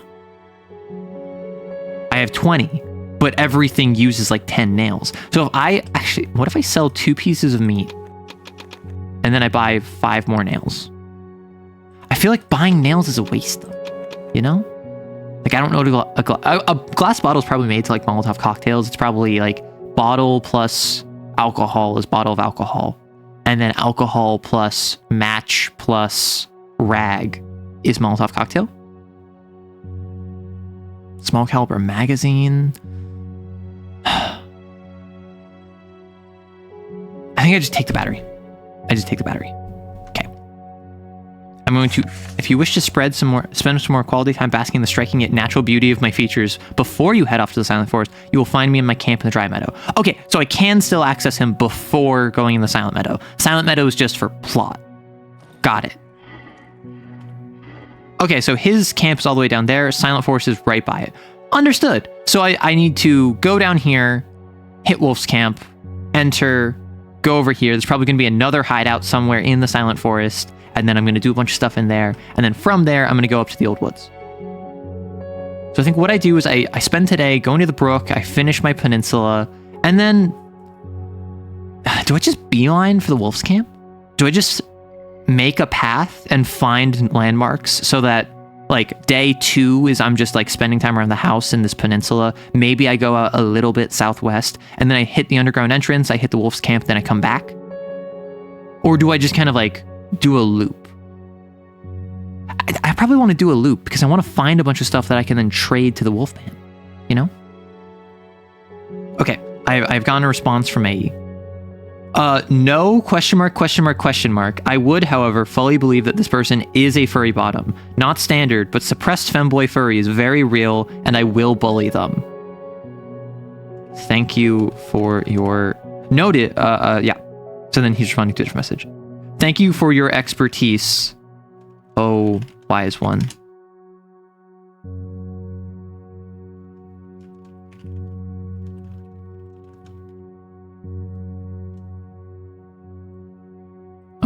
So we have confirmation that he is probably a suppressed furry bottom. That's what I got from that conversation. Which, like, we love some repression in our furry bottoms. Do we? I don't know if we do, actually. Kind of take that back. Let us add... meat, 9 volts. You. So I'm going to have some meat. I'm going to have some stones. Because meat is just something that I'm going to use if I want to set up a trap or something. I kind of want to repair my board, but I'm going to wait on that. I already used my saw for the day. So I need more gasoline. I could have very easily sold 3 meat to get gas, which may have been a smarter choice. The wise one could say, that is very true. The wise one could say, I am not an expert on furries and I don't claim to be. Therefore, I outsource my furry information. Okay, I'm going to go up and then I'm going to hang right. Because honestly, the days are fairly long. Like, generally speaking, I wasn't like rushed for time. Okay, so there's occasionally nails in here. Heads up, we're about to have an ad. I already searched these. Searched these. Search those. Consult the fur guru. Listen, I know a couple furries, and whenever I have a furry question, I'll just ask them. And it's always very funny when I just start a conversation with like, hey, does this guy look like a furry bottom to you? Is this a feral puppy boy to you? And they're like, no. Dang it. Okay, so that's that tree I thought was the brook before. And now we can just keep wandering. We can go up. We can look for anything on the great gray yonder. And we find that there is naught but oblivion in the horizon of eternity. Such is the way of a life not worth living that you are alive despite the best influences of all in your way. Eep. See, it's really fun, like, speaking in such a way that sounds prophetic, but in actuality is complete nonsense. And it's not because, like, you feel superior or something. It's because the fact it is nonsense makes it silly. Feel? A lot of times I'll say just complete random nonsense, big, like, $5 words strung together, and it is simply a matter of silliness that makes them work. So, like, can I drag this back home? Like, this will take a while, but I feel like... No? I feel like having an extra wardrobe. Because I don't know if, like, monsters can break it. Also, is there anything behind it? There is. A generator? Oh! Is this like a secondary hideout? No, there's no fume. So, I'm too far. So, like... Here I go dragging again. Oh, no. Okay. It's designed in such a way that I can't take it. Boo. Okay. Well, I got what was useful there, and now to... Oh, heck. Oh. That's my stone, not my thing. So that was unexpected. I suppose I should have seen that coming. I should have seen random enemy encounters coming, but I didn't. That one's on me. Arrow dies? No, Arrow lives. Arrow is able to overcome anything in Arrow's way. However, Arrow currently has an ad coming, so I will pause momentarily. Night protection. So what I'm going to do real quick is go over here. I'm going to put the magazine casing there. I'm going to put the logs up there. And then I'm going to pause. So, Darkwood, thus far, day and a half in. Fun. Less stressful than I thought. The dogs are way easier to take out than I imagined.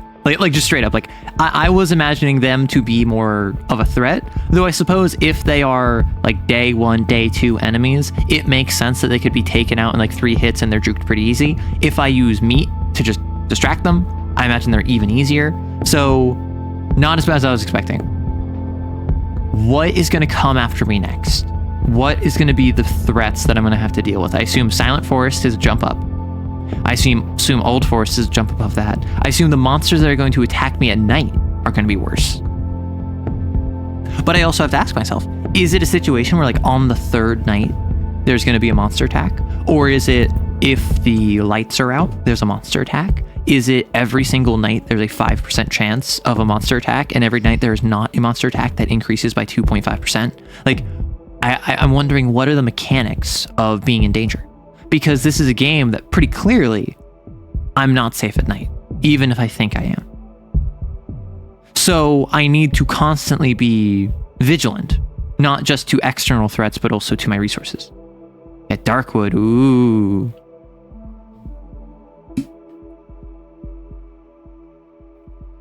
How best can I min-max while retaining a healthy and comfortable resource flow? Every day after infusion, understood. So that's the sort of thing where, like, I'm just spitballing, don't actually answer my questions, but I am, like, kind of thinking, what am I going to get here? Like, similarly, how often am I going to get mushrooms? Is there going to be a bunch of mushrooms throughout the Silent Meadow? And the gameplay loop is going to revolve around, I need more infusions. Does that give me more health? Does that strengthen the perfume, like the fumes of my hideout? Is that a situation where the things that I'm infusing is plot related? Is it mechanics only? Is it just like achievements? How important are the mushrooms? Because I can make mushrooms that help with antidotes instead of putting it in the infusion. Welcome back, everyone. I think I already drank from this today, right? Yeah. So, I'm going to do... Ooh. Let's not step in this. So, presumably, I didn't set these. Because I made a comment about how the one I set in my home was uneventful, but the ones outside, there's no indication that my character, who I assume is like called the Stranger or something, set them.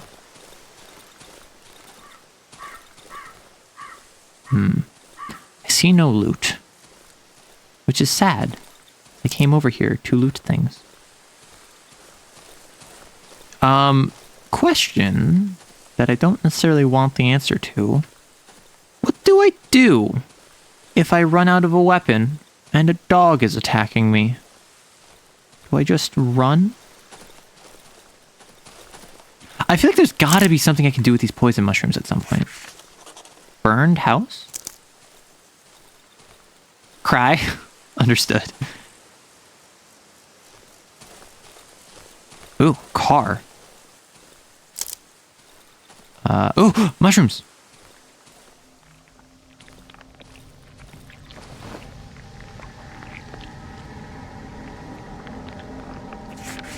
Okay, got it. I am going to... Oh, what do I can probably do with my meat? I can probably throw it and distract them if they're attacking me. Okay. Wardrobe search, rag and a flare. Yeah, the flares strike me as a good temporary light source. Out. Okay. The truck is here. Oh, it's probably a recording or something. Destroyed. Oh, gasoline, yes. No, please. Oh, I stepped on mushrooms. Get the F out. Hello, Sanak. So these seem to be people. Locked, I need a key. Okay. Good to know. Oh. Oh, I was poisoned. Oh, I stepped on poisoned mushrooms and then the mushrooms poisoned me. And they took out a health of damage, which is why I can craft good mushrooms into an anti-venom. So the poison mushrooms are landmines I don't want to step on. I wonder if I can throw a piece of meat on them and like get a dog to get poisoned. The broken tractor. Oh, is this the broken tractor that the doctor was going for? Full gas, scrap, wire, battery. Probably not charged, but okay. I got 2 things of gas, which is exactly what I was looking for. I am a fair distance from my I'm a medium distance from my house. I have time. I'm gonna start making my way back though, because oh, it's raining. Pog. I love the rain. Even when I'm caught out in the rain, generally I actually quite enjoy it. Wonder if there's like a soaked or a hypothermia mechanic, or if it's just like visibility maybe. I wonder if that makes my footsteps quieter. That'd be cool. Man, the directional view in a top-down game is so weird because I'm constantly like pivoting my vision because I'm looking behind me. Which, like, in fairness, I do that in real life too. You know? Eep. Where am I? I'm by my house. There we are. I am on the top left side. I think. No? No. Yes. Don't worry about it. Actually, I want to probably spend the entire gasoline thing getting up to like 3 nights. Oh, wow, that's actually a lot. I'm gonna go up to 3 nights worth just so I don't have to worry about it for a couple days, because I'm kind of playing fast and loose with how much I spend on gas. Because I'm gonna stay outside because I'm gonna cut some more wood. I need more planks. I'm gonna finish this up. Like, I get a lot of gasoline out of the tank, but I am also, like, going through my tanks consistently because, like, I feel as though planks and nails are one of those consistent resources that just, like, you gotta be spending a bunch of them. I also don't see any reason not to just, like, spend all of my fuel in here immediately. Because, like, I have a ton of planks now, and now I don't need to worry about it for a bit. That's my window. My door is there. Close the door. It's raining and nasty outside. I don't want it to be rainy and nasty. And now I can upgrade my workbench. And I can upgrade it again, but I need the thing from the Wolfman. So I can make a pistol. I can make cocktails. A lantern. Is that a bottle of alcohol? Okay, so... Oh, right, I have a mushroom. I can make a bear trap. I mean, do I make a lockpick and go up to the burned house because I don't have a key? Like, I'm not using a wire for much. Bandage with alcohol. No, wait, so the lantern is an empty bottle, actually. So I could make a lantern, which I assume is a longer lasting torch that I can reload with gasoline. But I'm already so gasoline hungry. I need nails. And it's raining outside, so I can't effectively acquire nails. So, never mind. I have nails. That's convenient. I have one more plank. I think I dropped the other flare. I put the battery in here.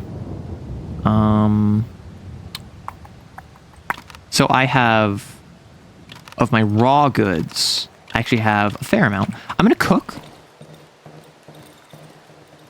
Because I don't see any reason not to. Like, yeah, I could do the antidote, but as long as I just avoid poison, I'm fine.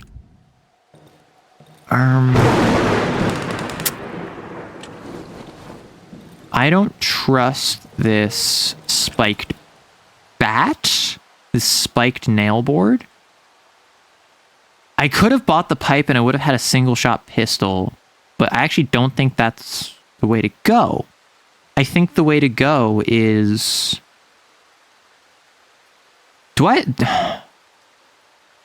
I think I repair my board with nails. I don't think I make a new one. I think I repair my existing one. Just don't get poisoned easy. That's me when someone complains about a Miyazaki poison swamp. Just don't get poisoned, idiot. Upgrade item. I can upgrade my board with nails. Oh! Hardened? Increased durability. More damage. Light materials. Use less stamina. Ooh. Oh. Oh, whoop.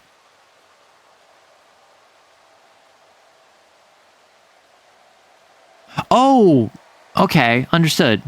So now if I repair you, now you deal more damage and you're at full recoverability. That was accidental. I didn't mean to do that. Is it night? I think it's night.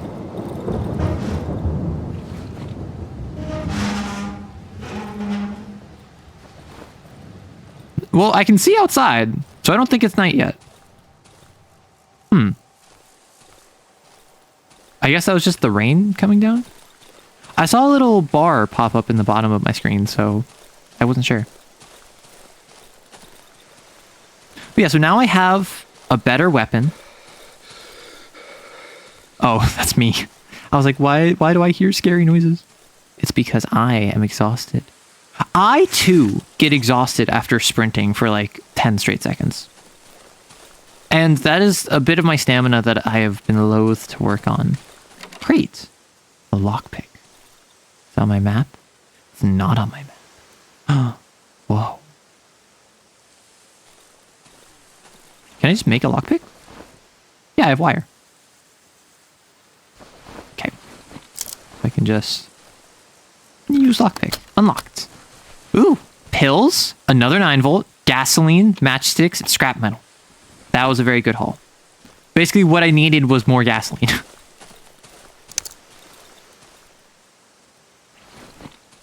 What if I do that? Well, I suppose I don't need to fight the dog. Why start a fight that I don't need to do? Like with the camp, I needed to fight it, and with the brook, it was in the way, but I assume dogs don't respawn. So that would be nice, to not have to worry about that. But it's... Oh. Yeah, like, the dogs very much so don't strike me as stuff that I need to take out. Underground entrance. Here? No. Here? Maybe? Bear trap. Man, it's nice when I add something to my map and I don't know what I added or where it is. I mean, assume here. With logs. Okay. More nails. Boards. This is the house. I'll find the entrance to the underground here. This is the house. Okay. Open door. Bed. Mushrooms! No room in inventory.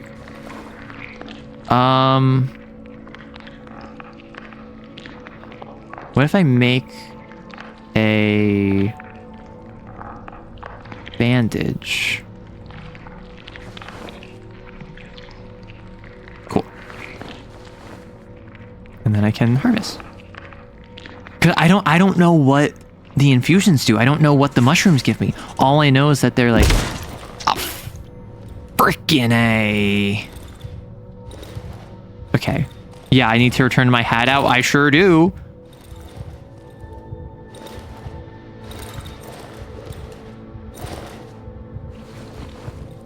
Can I... I'm just gonna leave. This is not the best of times. Though this certainly is also the worst of times. Oh! Sad. Well, cry about it, dog. Oh, it's only stacks of 3. Oop. Oh, bye, piece of meat. Oh, frick. That's no good.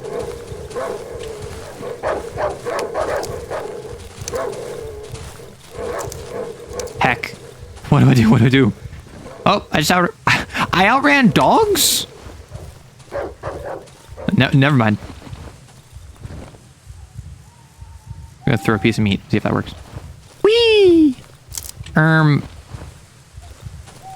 Is this a trail by my home? It is. The torch went out. Oh no. It may or may not be so over. It may or may not be so back. I passed by my house. I think it's up. Yes. Now I just need to head over to the generator.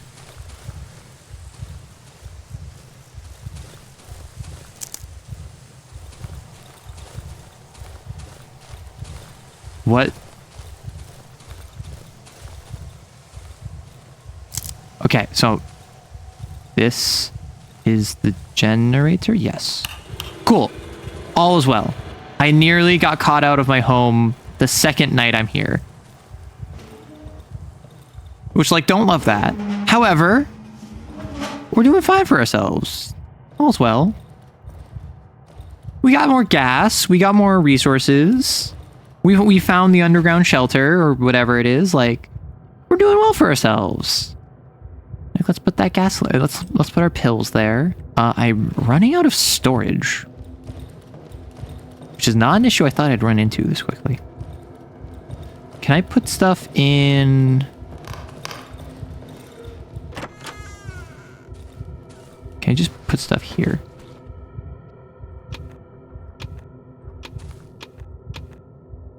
Okay. Cool. Nope. I want to close that. Okay. And now, I don't know if I can actually just go to bed and pass the night. I assume, like, I'm in danger or something. Yeah, I can't just sleep. So I guess I'm just chilling in this corner. Staring at the world. With my trusty bat in hand. If I'm really so inclined, I can use my bandages, but I don't know. Do I heal automatically at night? Like, do I heal every morning?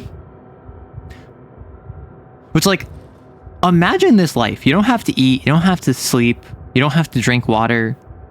All you have to do is worry about your sanity and escaping this forested hellscape. Too good of a looter? Too good. I had too much loot.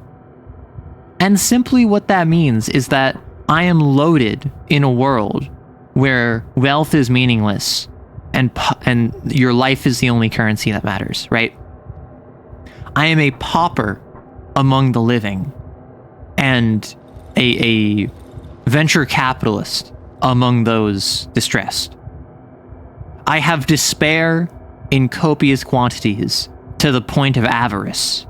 Should despair have value like wealth?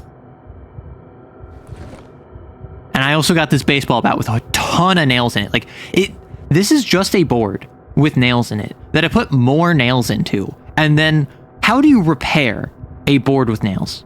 Genuine question.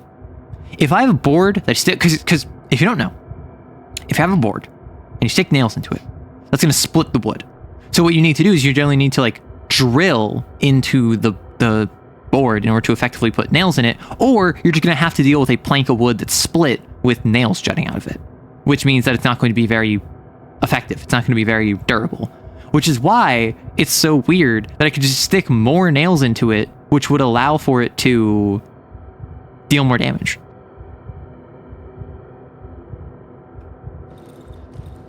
Like, I kind of just want to, like, oh, I'm no coward and go outside, but also, what would that accomplish? Oh, I have some matches that I put outside. Some rope, bottle, alcohol.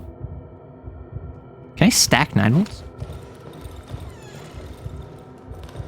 Methinks me wonders. Can. It's more nail than board. Listen, much like how the Adeptus Mechanicus gave up the weakness of flesh for the certainty of steel, I have given up the weakness of cellulose for the certainty of iron. With some twine to keep the splintering wood together. Yeah, but I didn't use twine. I used more wood and more nails, implying I had a plank of wood with nails sticking out of it. That was split, that was damaged, and in response to that, I took more wood, beat nails into it to connect them together to give it reinforcements, and then I just stuck more nails into that. Which, like, hey, if it works. But I don't know if how that would work.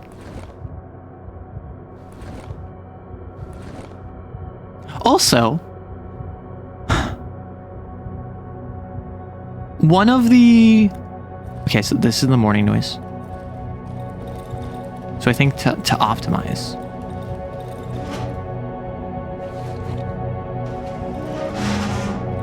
If I want to do this optimally, now that day is coming, I should come over here and turn off my generator. Because I presumably am safe, right? Boom. Day 3. We made so much progress. We have, like, multiple days worth of fuel. Oh, I gained 100 reputation with the trader. Trader. Not Wolfman.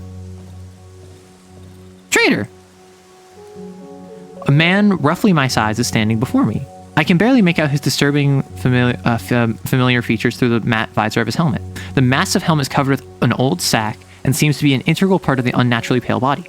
I remember him. He's the one who rescued me from the doctor's house. Yeah. He's the one with the hand. He reaches out to me with his black hand. It's covered in charcoal. There's something written on his worn woolen glove. We need to stick together, brother. His lips are moving, but all sounds are drowned out inside the helmet. Oh, I assumed he was, like, mute.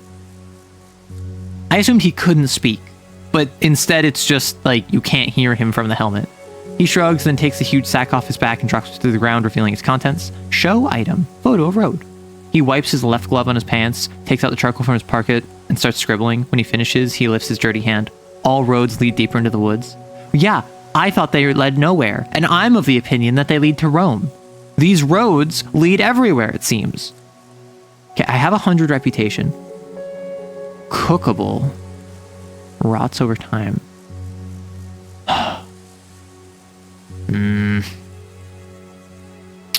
Odd looking glowing. I assume this is worth way more.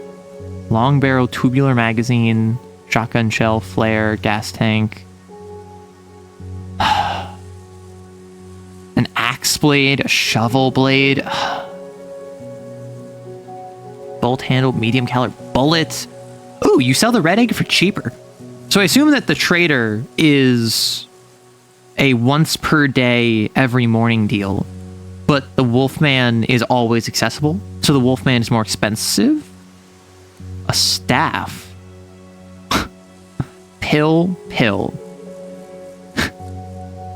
The pills I have do not heal me, apparently. Hitting the gas will release a high pressure gas and result in an explosion.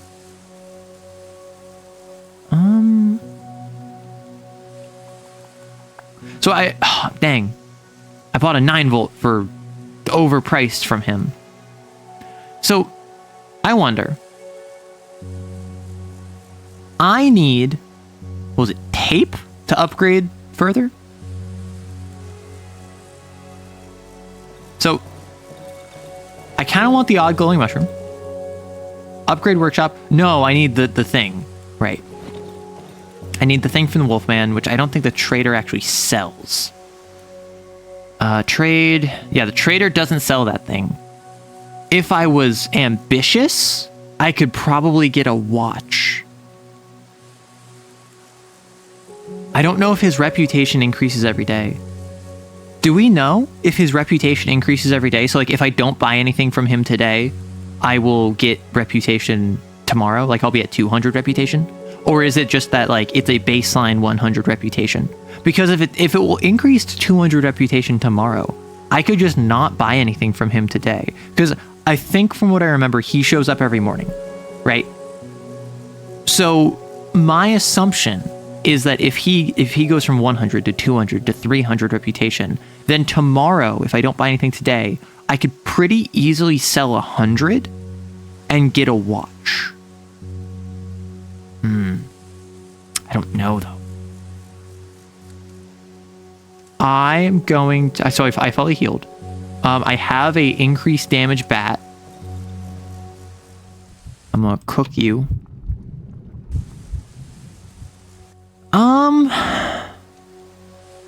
Watch sounds useful, though, from what Rando mentioned. Time, it grows indistinct in the dark. That's what I'm saying. Which is why I think, what if I, today, don't buy anything from him? And I want to see if that, like, gives me overflow. Because I have tons of scrap metal, actually. So, like, let's grab a bunch of raw materials. I can drink from my well if need be. Upgrade workbench. I need this from the Wolfman. Upgrade item. Repair item. In the dark of Darkwood. Are you proud of yourself? Are you proud of yourself? Okay. I can make bear traps. I don't know what else scrap metal is used for. Scrap metal is used for a single shot pistol. It does carry over. I think I don't buy anything today then. I think I don't buy anything today. I think I let it build up. I think I take all of my resources, all of my buildable materials. Actually, I need. Want to know what I really need?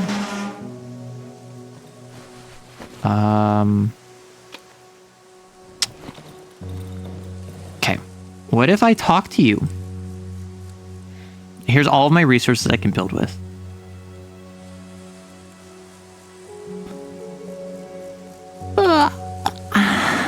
What if I get a flashlight today because I don't have any light. And I do have some gasoline. You're very proud. Thank you.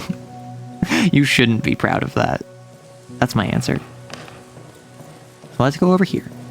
Workbench. Oh, wait. I have this combination thing up here that I need to find.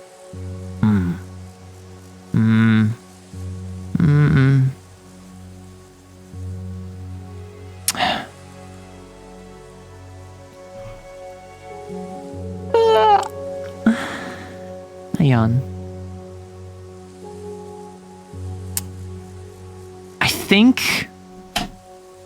I think my wisest course of action. Oh, the workbench has storage. Pog. So I can put a bunch of stuff here. I can put all my crafting resources here. That makes me feel a lot better. I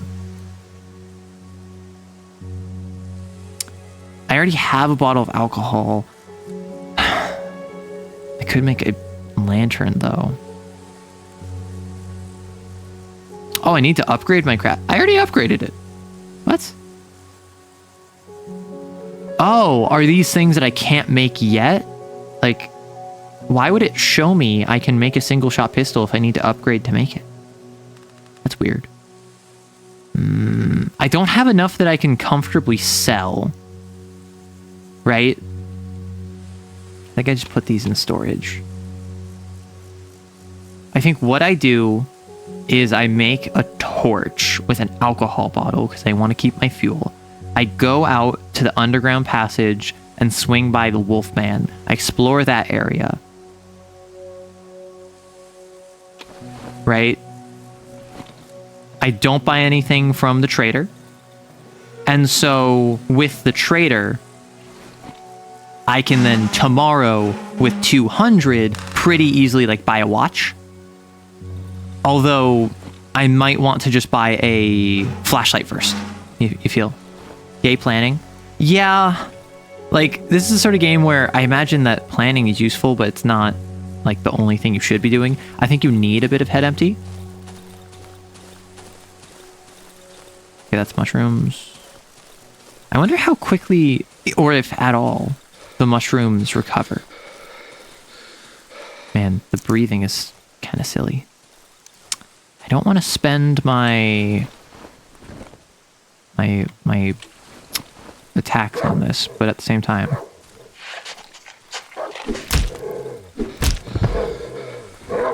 Frick. I thought 2 hits would be enough. It got a bite on me.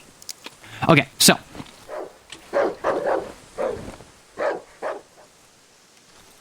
Can I distract you? Can I befriend you? Nope.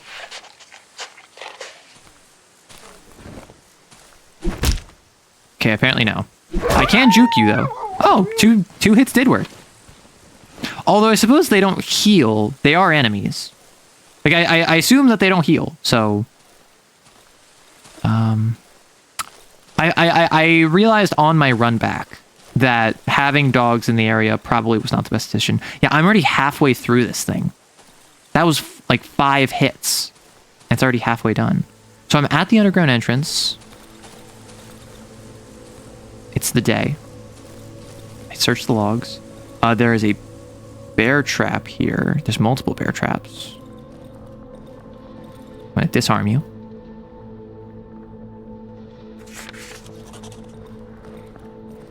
I want to avoid my torch if I can, but this is not a highlight environment, so I'm just going to wabam. Okay, I need to watch out for traps. This one that got me before. Hello? Backpack? To cycle between currently selected objects, press E. I have skills? Oh, they're stacked on top of each other. Bread? Oh, bread. Okay, so I really didn't need to focus on that 9 volt. I have like 3 9 volts now, which I suppose is good. Ooh. Oh, matchsticks along with the pack of cigs. Anything here? Yeah. Yep. Always move the furniture items. So this is enough to make an infusion. Entrance to the underground tunnels. I want to check outside first. Can I dismantle? I can break it, but that's not worth it because I have a limited... More mushroom remains that I already grabbed. I want to go around if I can. Nope. There's a thing of wood outside. I want to grab that before I go into the tunnels, because I don't know what's going to be in the tunnels for me. So I want to make sure I get all the loot I can first. Nails and wood. I don't care about the stone. Honestly, I think I head back, drop off all of my loot, drink from my well just to top off health, and then I come back out. Because the like today. Oh, right, I dropped a piece of meat because that was the one that died. Which that does confirm they can die.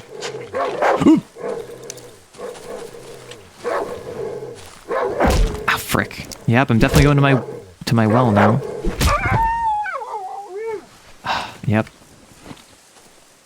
This is not the correct way. It's a little detour.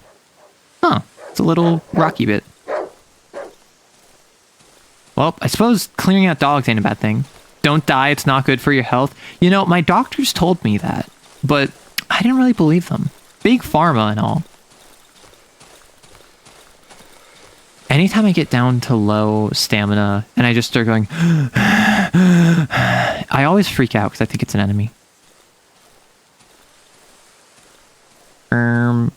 Okay, so I'm coming back here.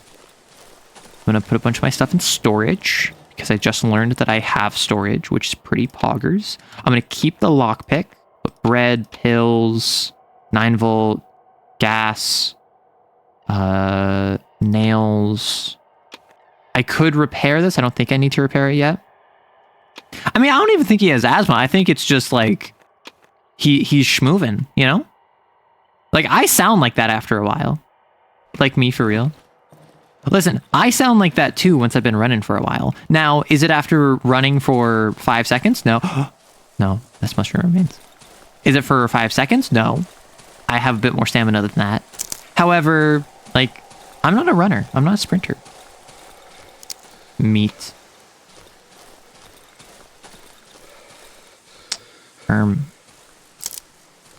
Like, I'm someone that I have made great efforts to increase my cardio, and I will spend time going on.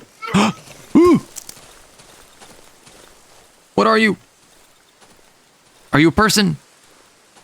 Are you a savage? Are you a ghost? What? Where'd you go? What? Huh? What? New friend? I mean, they ran at me as if I was not friend-shaped. Also, I'm surprised you can't dual wield. Not like weapons, but like torch in one hand, weapon in the other. Because particularly, like, you swing with one hand anyway. So I'm definitely too south. Gosh, you hate being sick. Ugh, being sick is the worst. What I will say, I don't know about you. I have a great nostalgia for how I treat myself when I'm sick. Because, like, if I'm sick and obviously, assuming I don't have responsibilities I need to do. Assuming that, a moose.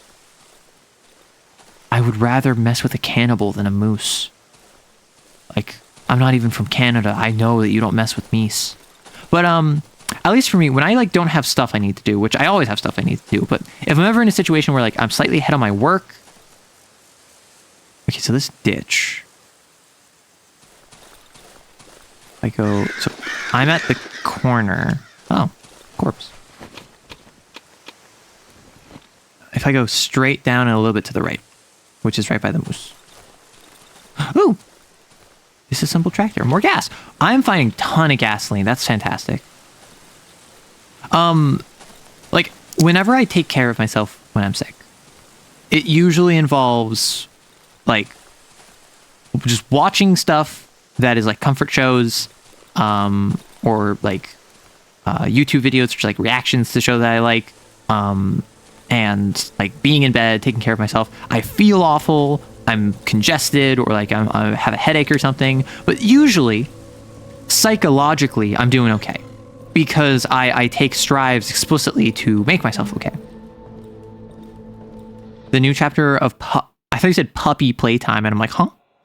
Yeah, I saw Markiplier was playing it the other day, and I didn't really watch it, but I did tune in for a little bit, and everyone was like, oh, he's missing the vent. And I'm like, what? Rubble. Crushed by enormous roots. I need half of a shovel. Okay, the trader sells shovel heads. Last year, you got super sick and spent the whole day on the couch watching Transformers lore. I think about that day a lot. Literally, like, a light bulb dimly lits the wet wall of the underground passage. The further parts shrouded in complete darkness. Yeah. Motorcycle magazine. Oh, it's from this year. More 9 volts. Something tells me I don't want to go too far in here. They barely hold the soaked ground and the tangled roots. The construction seems on the verge of collapse. Nah, I'd win. Call me Atlas, the way that I be holding up the world on my shoulders. But at the end of 2024, I had a day where I was just completely bedridden. End of 2023. And I spent the day, like, literally not eating, not standing up, not going about. And I watched, and I was, like, out of it, right? It wasn't, like, fun sick. It was like, ugh, I am not cognizant sick.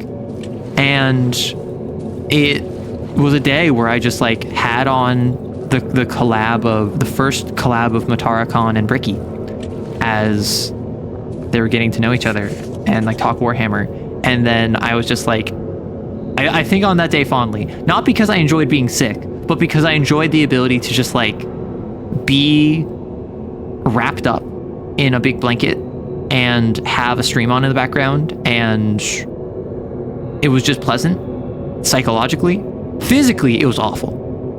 And because I'm someone who, I have 2 modes of being sick.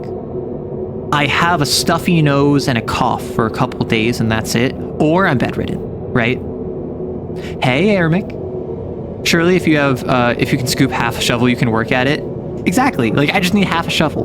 But, basically what I was getting at is that, like, physically being being sick sucks. And obviously if you have responsibilities, which everyone always does, you have to deal with your responsibilities even while sick. And I've done that plenty of times. But growing up, the way I dealt with being sick and, like, the way that I would handle, like, sick days or whatever is I'm just, like, in bed or I'm on the couch, and I think of, like, a white soda, so, like, Sprite or 7-Up or something, club crackers, and watching a VHS of, like, Yu-Gi-Oh! Duelist Kingdom Duel Monsters, or Season 1 Pokemon. And that's what I think of when I think of, like, recovering from sickness, because that's what I did growing up. It was like a white soda to settle your stomach because I didn't like ginger ale, crackers to get calories, and it was easy to on the stomach, and watching, like, a VHS of like old school anime, where, because that's what I had growing up, and it was on this for the longest time. I actually didn't have a TV in my room or anything, but eventually, once I was like a teenager, I got a 10-inch by 10-inch TV where, I know we're playing Darkwood. I got, like, a 10-inch by 10-inch TV, which was on the top of my dresser, and my bed was here. So I'm in bed like this, watching a little 10-inch by 10-inch TV. It's probably 3.5, 4 meters from me, and it's playing a little VHS of, like, Duelist Kingdom. Like, the VHS of Yu-Gi-Oh! That I had was the one where it is Joey versus Rex Raptor and Yugi versus the False Kaiba. So those 2 episodes I think of with both fondness and also like I watched those so many times, you know? And then the Pokemon episodes was the Mystery of the St. Anne, and when they're stranded on the giant Pokemon island. That turns out to be like an amusement park. So those like 4 episodes, or those like 4 like arcs between those 2 shows, I have a great like nostalgia for, but also like I don't think I could stomach watching them because I saw them so many times. Being sick makes me feel weak, and I absolutely hate feeling weak. I mean, that's the thing. It depends on the sickness. It depends on what you have going on in your life. I am someone who, like, generally, unless I'm like debilitated, I will just power through it and get my work done, which sucks, right? It sucks. But I have a nostalgia for when I do have the opportunity where I'm like, I have the excuse to take care of myself when I'm sick. And I'm like, I'm just sick enough that I shouldn't be focusing on my work, but I'm not sick enough that like I feel disgusting and like I'm about to die. It's that perfect middle ground of I'm just wrapped up in a blanket and I have some like juice or tea or maybe even like a Sprite or something. I have some crackers and I'm taking care of myself. And it's pleasant in the same way that when it's cold outside and you're bundled up in a blanket, it's pleasant. The cold itself is not pleasant, but the excuse the cold gives you to take care of yourself is pleasant. So yeah, like this was my go-to like take care of myself while sick when I was a kid. And because like I wasn't someone where like I got sick often. So if I was sick, I would often have to go to school. But if I was like bedridden, if I was like unable to get up, then my parents would be like, okay, you're not going to school because you're sick. And they would like call the school to let them know. Because I'm not the sort of person that faked being sick. I don't think I ever faked being sick. Baby, it's cold outside. Man, that song is so weird. And I'm talking about like the discussion around that song. I'm sorry. I've gone like a couple hours since I had a diatribe. I was so good. Like the Baby It's Cold Outside controversy is so weird to me because like it's weird. It's strange to me in the modern day to be like, hey, I'm going to constantly hit on you and you're constantly saying no, and I'm going to constantly push on you until eventually you relent. But also, up until like the 2010s, maybe the mid to late 2000s, that was the culture that you were expected to have, at least in like the US. The culture, particularly of casual encounters, was the man, because it was assumed het, the man approaches the woman, he makes an advance, the woman rejects. The man, undeterred by this, continues his advancement until the woman, oh, well, she'll just humor him, and then they go ahead and do their thing. And obviously, this leads to bad stuff. This leads to times where people feel pressured. This leads to times where folks engage in activities because they feel like they're obligated to. But also, this was effectively a social ritual where the man was demonstrating persistence and interest, and the woman is demonstrating that she is not easy, so to speak. And like, that's dumb, right? That's kind of silly. And that's not really how it's done today. But it is also like just a product of the time, as odd as that is to say. And so I feel the discussion is weird because I feel like a lot of people ignore the context of when the song was made, because the song wasn't made. I don't know when the song was made. The song must have been made like over 20 years ago. So I'm kind of wondering what because and a lot of the discussion is like people who yearn for that older time want this to come back, which I don't think it should. I think that this was ultimately bad. I think that this was ultimately something that we should not bring back because it pressures people to act in certain ways for no reason other than because that's how we've always done it. And I think that the modern way of like casual encounters, where it's mostly just like online, you vibe with them aesthetically at a surface level, you have a brief conversation where maybe you get to know a little bit more about them, maybe you vet them, maybe you do whatever it is, maybe you meet up at the bar or something, and then you just kind of like go for it. And the expectation is whoever is interested will say that they're interested. And some people prefer one, like a man pursuing a woman, but that's not like the only way to do it. There are alternatives now, which I think is better, even if what we have now is not that great. But it is like, I think a lot of people need to remember that explanation is not justification.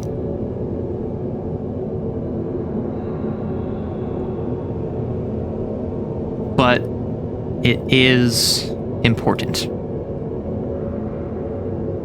Like, just because the context surrounding this was the culture of pickup culture and like hookup culture and casual encounters, that doesn't mean that it's like it's okay per se, but that doesn't like justify the behavior and the culture surrounding it. But it is important. It's like, if the culture is that, I think it's weird. I don't think we should go back to that. But I think it's kind of almost in bad faith to ignore that. When does the reason become the blame? When does a man become a monster? I am curious. A couple folks have mentioned that they've appreciated my singing. Oh, so we're about to have an ad, which is why I'm just like continuing to yap, and then I'll yap throughout the ad. Once the ad is over, I'll go back to Darkwood. I'm curious. If I covered something from Epic, well, what should it be? Because I am not a singer. However, I've sung a couple things, mostly as jokes.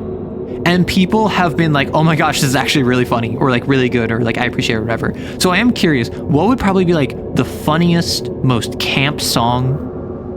Like, Wouldn't You Like would be so funny, but I don't know if I have the bounce for that, and I cannot go that high. Because I'm not trying to be here be like, oh, I'm going to sing Monster because it's just so important to me. Like, no, obviously not. Like, I'm a silly goober. I do think it would be funny to cover something from Epic, which ends up being just like absolute... Oh my gosh. a cover of one of the duet songs where I cover it with someone else, and they're singing super seriously, and I am just not taking it seriously at all. Because I know a couple V singers. I know a couple folks who are like dedicated singers. They're dedicated people who they are here in the VTubing sphere to sing. And is that like an utao?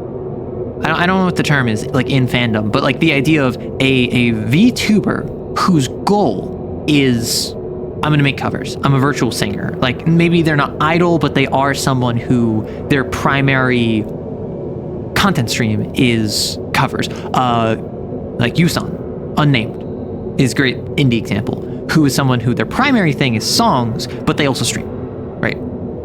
They're known for their streaming. They're obviously very skilled at streaming. They have a bunch of streaming connections, but their main thing that people subscribe to them to and listen to them for, love them for, is their songs. A couple of like the HoloLive talents or like that, where their main thing is their songs. Their main thing is their music. And then they also stream, right? So I wonder if I could grab someone like that and just be like, okay, we're gonna sing this really heavy song, and you're gonna take it really seriously, and I'm gonna not take it seriously at all. If you vibe with the energy, something like Hermes could be great. Dangerous is bombastic, legendary, kinda. My Goodbye with Rory.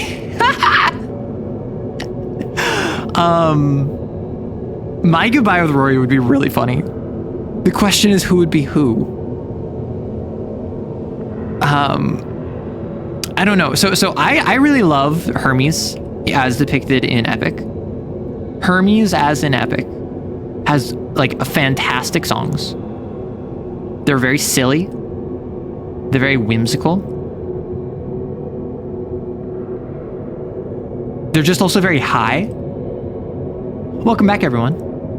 I really love No Longer You. It's kind of duet back and forth, but I don't know if you'd be interested in. No, No Longer You is... I understand that it's kind of blasphemy. I think I might like No Longer You like the most out of all of the Underworld Saga, because Monster is the defying gravity of Epic. It's the showstopper, right? But also, like, No Longer You kind of goes really hard. and I just like, it's a waltz, right? So I like the bounce and the cadence to it. I am someone who, the musicality of something is very important. Not because I'm a musical person, just because I just appreciate the flow. So, like, I see a song of past romance. I see the sacrifice of man. I see portrayals of betrayal and a brother's final stand. Oh my gosh, I can't go that low. But like just the kind of flow, the back and forth, because it feels like when you're singing it, it feels like whoosh, whoosh, whoosh. Like it feels like waves going back and forth because it's a waltz. That's what a waltz is. And so I just appreciate that. But also like Hermes was just the da da da da da da da da da da da da da da da. Like it's way more stop start. It's way more staccato, which I appreciate as well. Like I appreciate different forms of musicality. So I just like them all. I love the song. Waltz rhythms go so hard. Like I'm not a big fan of classical. Not because I dislike classical, just because I don't feel as though I have the range of having listened to it enough, which, funny enough, in the car growing up, if we were to listen to music in the car, my mother would exclusively play classical, and we had one Beatles CD, where it was the One album. So the Beatles One album, I have a great deal of nostalgia for, but like, I didn't want to listen to classical music, so I would never listen to that.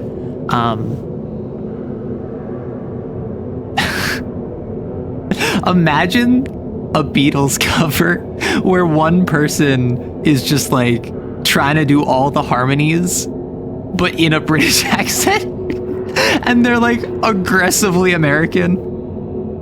Guess what? A lot of classical music is good. They didn't keep the bad stuff. No, that's the thing. A lot of classical music sucks. A lot of pop music sucks. But a lot of the classical music that's still around today is really good. Just like how a lot of the pop music that's going to be around in 100 years, 200 years, 300 years is going to be really good. Because the stuff that's good survives.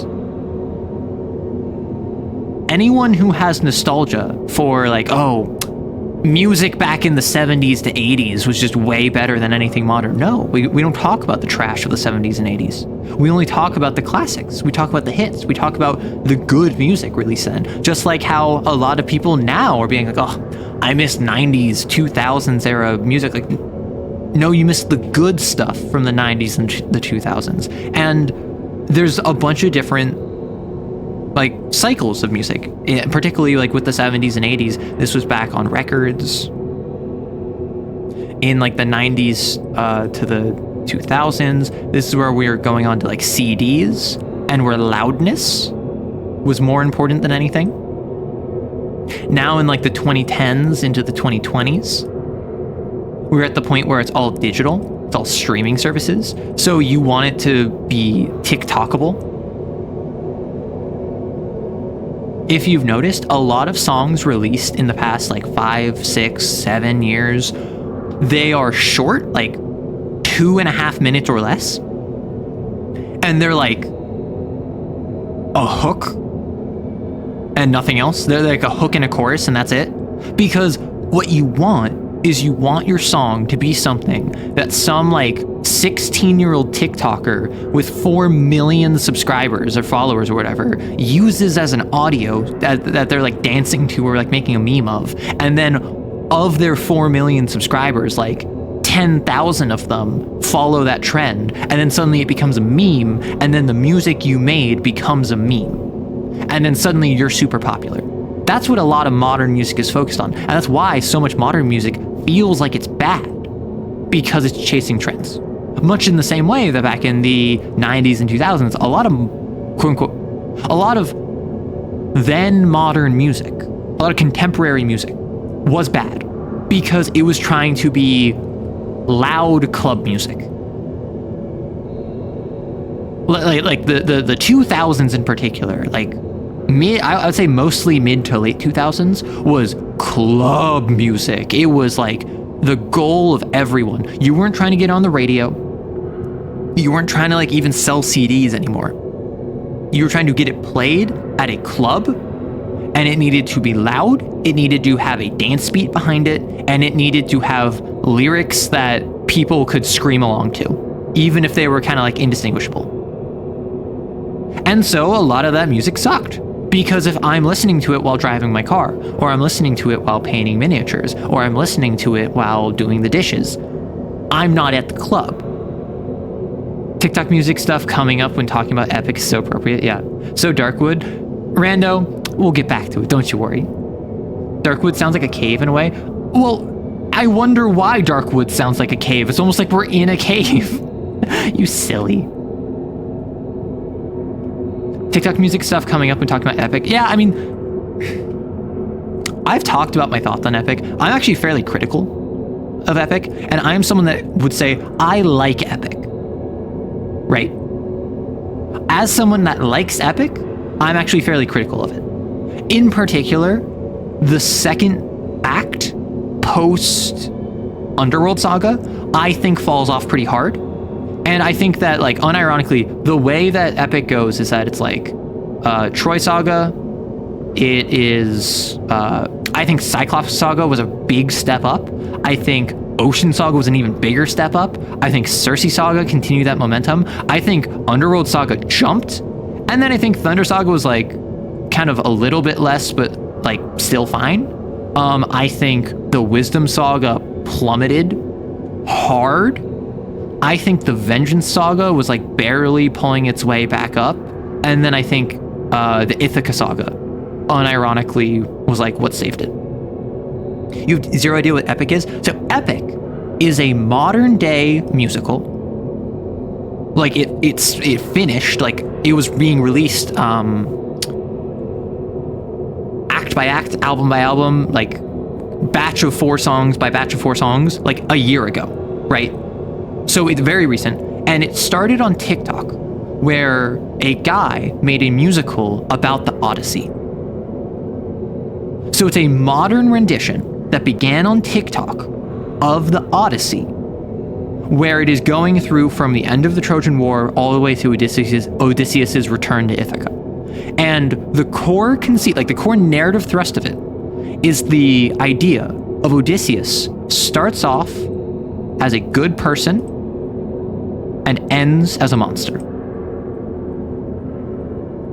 And Jorge Rivera Arranz, the creator, and also the lead, he is Odysseus as well, because, like, if I had a nickel for every time an extremely successful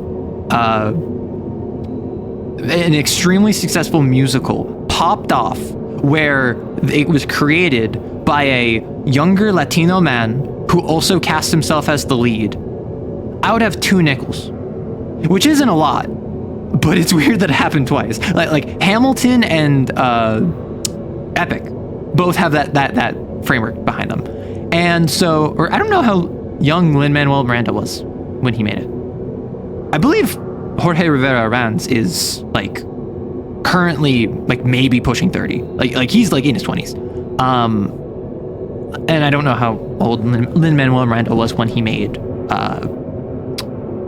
Hamilton. But point is, like, they're not like super old or anything. They're fairly young guys. And the core conceit is the trials he faces throughout the Odyssey. Every time he faces them, he is effectively confronted with, do you want to do the moral choice or do you want to make the pragmatic choice? And the entire thrust of it is every time he makes the moral choice, he is punished. Every time he makes the pragmatic choice, he is rewarded. And it's just this circumstance where the more times he makes the pragmatic choice, ignores his morals, becomes a monster, the more he is rewarded in his goal of returning to Ithaca to his wife and son. And I think, had it been wholly original, it would have not done nearly as successful because people are unwell about Greek mythology, myself included, right? I'm not saying that's a bad thing. I'm just saying, like, people are unwell about Greek mythology. We love it, particularly if you're queer. It's just a thing. But I do think that it suffers because it tries to tell this effectively corruption arc, this descent into villainy, this villain protagonist story. And it completely recharacterizes Odysseus. It adds in Poseidon as a major factor and like a major antagonist in the Odyssey. I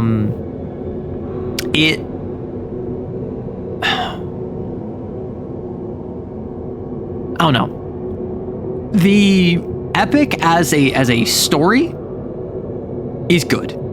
Epic as a Greek myth retelling of the Odyssey, I think, is okay. And like structurally, I do think it fell off after Act 2. I think after the halfway point, after Monster, after the big showstopper, I think it falls off. And then it recovers with like the Vengeance Saga into the Ithaca Saga. Really good one. Second best song is Hold Them Down. Yeah, like Hold Them Down is very, very good. It's also very, very uncomfy, which is the point, right? And I do appreciate that. Like, I mean, he ain't wrong. And that's the sort of thing where, like, that subject matter, which Hold Them Down is a song that deals with SA, deals with assault, deals with basically the villain saying, like, we are going to go over and assault this woman. Like, and not describing it in detail, but describing it, not describing it explicitly, describing it euphemistically in great detail, right? So they never say anything explicit, but it is focused on a lot, and it's meant to make the listener uncomfortable. And that's something where, like, in my games, for instance, SA is almost always a line. That's something I don't want in my games. Like when I run a TTRPG, I don't include that in my writing. I don't include that in my games. If someone brings up that in a game, I'll say that doesn't happen in my world. And then if they push back on that, I will say, like, don't push back on that or else I'm going to kick you out of my group, right? That being said, I appreciate and respect this. Because even though I think that they focus on it a little bit too much, the point is to make you hate Antinous. The point is to demonstrate how bad this guy is. And I mean, it's Greek myth. Like, that's not out of the question. You're uncomfortable with it. It does its stuff well, and I listen it when it comes up to the grander picture, but it's just tough. It is tough. Also a lead, because why not? Whether he's good at either writing or singing is a question, but some epic stuff is great, and some performances from him are great, so there are some great hits. Oh, and don't get me wrong, I think Jorge's performance is very good. Like, technically speaking, I think the actual like singing of a lot of the lines and like the actual like songs are good. I think that my biggest issue is that once you hit that halfway point, Monster, the showstopper, is I think where it got super popular. So after that point is when everyone started doing animatics for it. And obviously people were doing animatics before. As early as the Ocean Saga, they were like working with a company, like working with a producer. And then there's this big drama where the producer basically like stole the rights to the Troy Saga and the Cyclops Saga. So they had to re-record all of it. But my issue is once you hit once you hit Monster, you go into the Thunder Saga, you notice that the songs incorporate more and more animatics accompanied by lack of vocals to tell a story, which is cool. But in a musical where plot beats are not sung or referenced audibly, I think that is a failing of the medium. Because it is a musical, which this is a prototype album. It is a test album. This is intended to be like, hey, here's what this would all sound like. If anyone wants to pick it up, we can make it into a stage production. Concept album, thank you. Believe it or not, I have not seen Epic the Musical. Suffering is pretty cool. Yeah, I like Suffering. The Odysseus duets are probably the best songs. I wouldn't say that. I think that his songs are very good. Yeah, Thunderbringer's good. Yeah. So my issue with the latter half is a couple things. Like, God Games is my least favorite song in the entire musical. Mostly because I was excited for it. I was following Epic. The first time I watched Epic was the watch party stream for the Thunder Saga. So like right after the Underworld Saga, I started watching it. Or like right at the end of the Thunder Saga. So I watched through most of it. I got like halfway through Polyphemus. And then I went back and I listened to the Troy Saga. I listened to the other part of Polyphemus. And I was like waiting for God Games to come out because it was like, oh, this is like Athena trying to beseech the various gods, and like they each get their own musical section. Each of them gets like 4 lines where she responds with 2 lines, and then they all go, okay. And they all have really good, distinct musical like orchestrations behind them. But none of them get any staying power? Like, I think that God Games would have been stronger if they condensed Apollo, Hephaestus, Aphrodite, Ares, and Hera down to, like, just Aphrodite and Ares.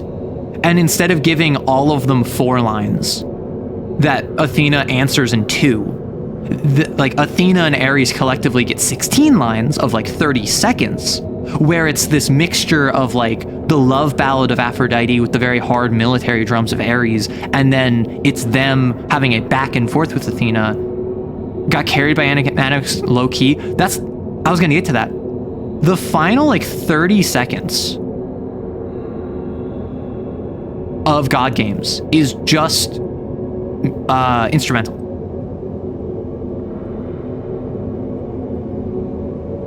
Also, I think Zeus randomly, like, getting pissed off and, like, going beast mode, as Jorge calls it, and, like, fighting Athena, I think that was stupid, personally. I understand what he was going for, and I understand everyone who justifies it, and I understand, like, the reasoning behind it. I disagree. And that's a situation where I think if it wasn't a Greek myth, and this wasn't Zeus and Athena, I would have been able to be like, oh yeah, so like you have this Greek-inspired pantheon of different names with different domains, and they have different relationships, but almost in every, like, obviously there's no canon to Greek myth, but almost in every canon, so to speak, every cult of the Greek gods, Athena is like one of the few people that Zeus will like always listen to. And Zeus, despite being like completely impulsive and domineering, he is also like the god of justice, and he is, as a god and as the head of the gods, fundamentally a respected authority figure. And this felt more like a tantrum than an expression of power or like refusing to be challenged. And so you have 30 seconds of just instrumental where they're like fighting. And then Athena has a flashback. Again, all in instrumental, so there's no vocals. If you're just listening, you just don't know what's going on. And then it just ends. If you just listen to God Games, I challenge you to tell me how it resolves. And that's why I think it's a failing of the medium. Not because, like, you can have an animation that does that. Fantastic. However, as a concept album, as something that is intended to be listened to, I think that is a failing of the medium. Weird, right? I know I would love it. I know musicals. I love mythology. I love the musical stylings of it. I haven't listened to it. Honestly, I didn't listen to it for the favorite time. For the longest time. Like, I heard about it since, I think, like, the Cersei saga. And then I just didn't keep up with it, and, like, some of my friends were, like, ranting about it. Other content creators who I know were saying, like, how much they love it, and they were talking about it on stream, and then I was like, I've never listened to it. There are some instruments and the leitmotifs that do some things sound-wise, but yeah. I mean, that's the thing. Leitmotifs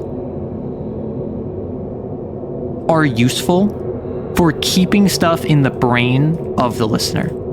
They are not a substitute for text, right?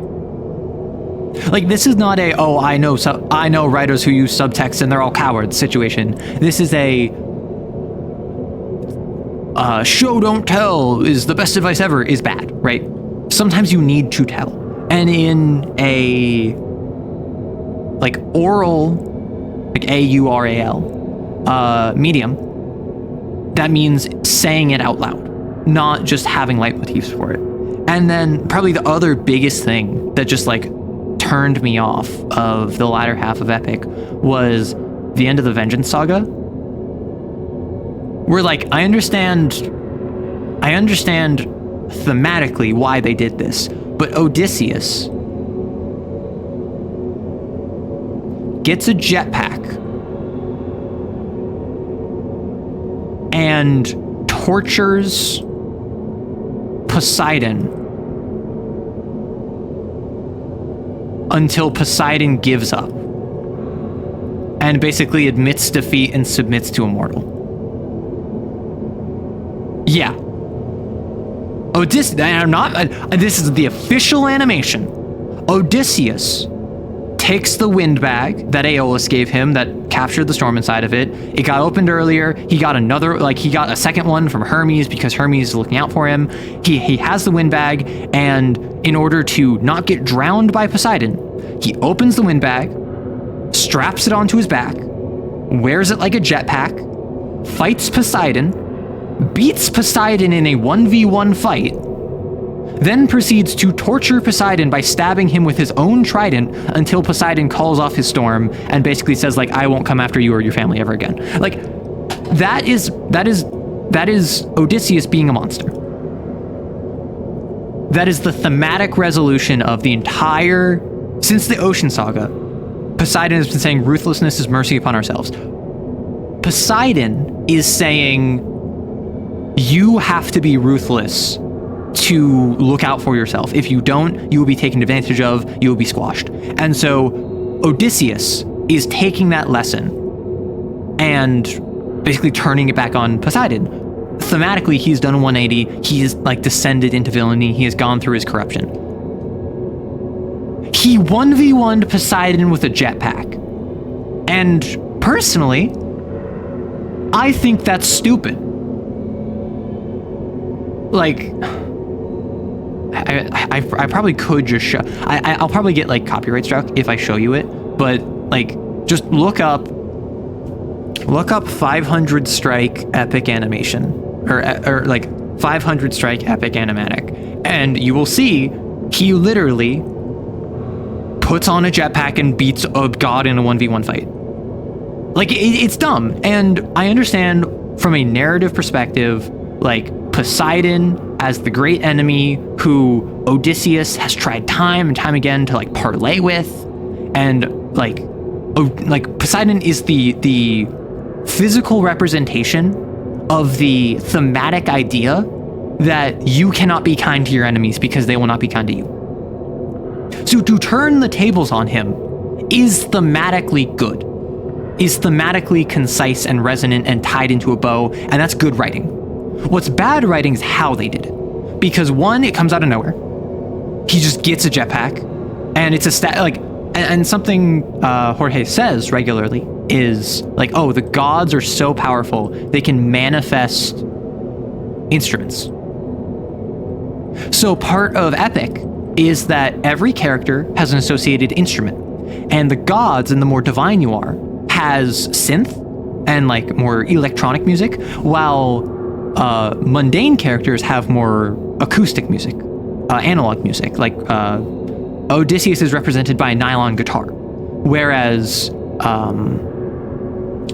Poseidon has trumpets, and Athena has a piano, but it's piano with synth. It is trumpets with synth, but it's just a nylon guitar for Odysseus because he's immortal. So they're so powerful that because in the context of the musical, gods can just manifest backing tracks, vocals. Almost always there is a diegetic reason to hear vocals or music or whatever. Like if a character's on screen, they have their music playing, and that is a sign that they are there. For instance, in Suffering, where the sirens are impersonating Penelope's music is a viola. Her instrument is a viola, and the sirens, because they are not Penelope, don't have a viola. So that is a indication that it's not actually her. They are so powerful, the gods, that they can break the rules of a musical. And I'm yet led to believe that Poseidon is so weak that one dude that had a really bad day and a jetpack can beat him. It do be goofy. Some animatics make it make more sense, and the 600 strikes is does some heavy lifting of why it did any damage. And there's also any ways to why Poseidon didn't just kill him on the spot, but yeah, valid. Like literally, it's even worse because like Jorge is very open about his anime references or his anime influences. So for instance, like the prior song, Poseidon does like a super anime finisher move called like Break the Ocean, and like he drowns Odysseus and like shoves him down underwater, and like he's doing this super move, and it's like you got taken out by a dude with a sword and a jetpack. Like actually what's going on here?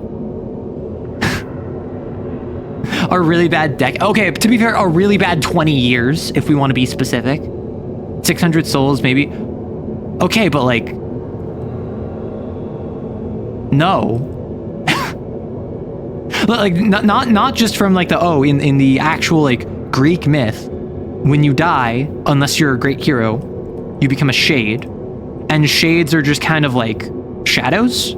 They're not really scary. They're not ghosts. They're not poltergeists. They're just kind of echoes of what was once there. But also, in the canon of epic, like, Odysseus has no control over the dead. The dead in the prior song were trying to drag him into the underworld. So unless you want to explain to me how, when I wasn't looking, between Get in the Water and 600 Strike, Odysseus manifested the power of necromancy on the scale of taking over 600 dead souls, who he then turned on the god of the ocean, one of the three most powerful deities in the Greek pantheon, and also managed to find himself in possession of a magic jetpack. I'm gonna call BS on that. The bad thing is that it's there's a non-music TikTok that shows Zeus giving the Odysseus the power, which is not great if your musical is supposed to be told fully. And that's the thing. Like, Suffering. You have to learn through Jorge's TikToks that Suffering, the way the siren's power works, is that if you can hear their song, they can read your mind. And because Odysseus put beeswax in the ears of himself and his crew, they could only kind of read his mind, so that's why the siren thinks that he has a daughter instead of a son. And this is not explained in the musical at all. This is just external lore. Similarly, quick thought. The thing that Athena does, where she slows down time by making someone think really quickly, is not explained until the Wisdom Saga, which is the third to last saga, and she uses it like 4 or 5 times before that point. And this is just sort of stuff that I personally think is just an indication of being a new, like, songwriter. Like, I don't think it's evil, I don't think it's malicious, I think it's just like, he couldn't fit it into the song or didn't think to fit into the song. He realized it wasn't explained, and so he explained it. But like, I just saw this tweet the other day. No, how could we have known Star Wars tweet?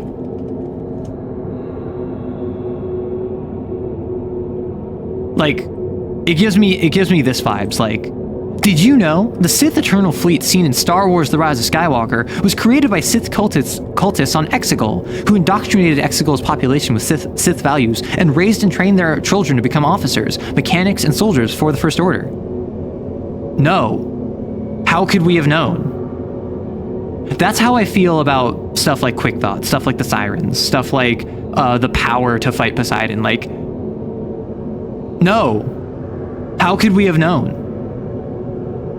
And like, that's not something that I think is like a mark of like he's bad and evil and should never make stuff again. I think that's just an indication of being green.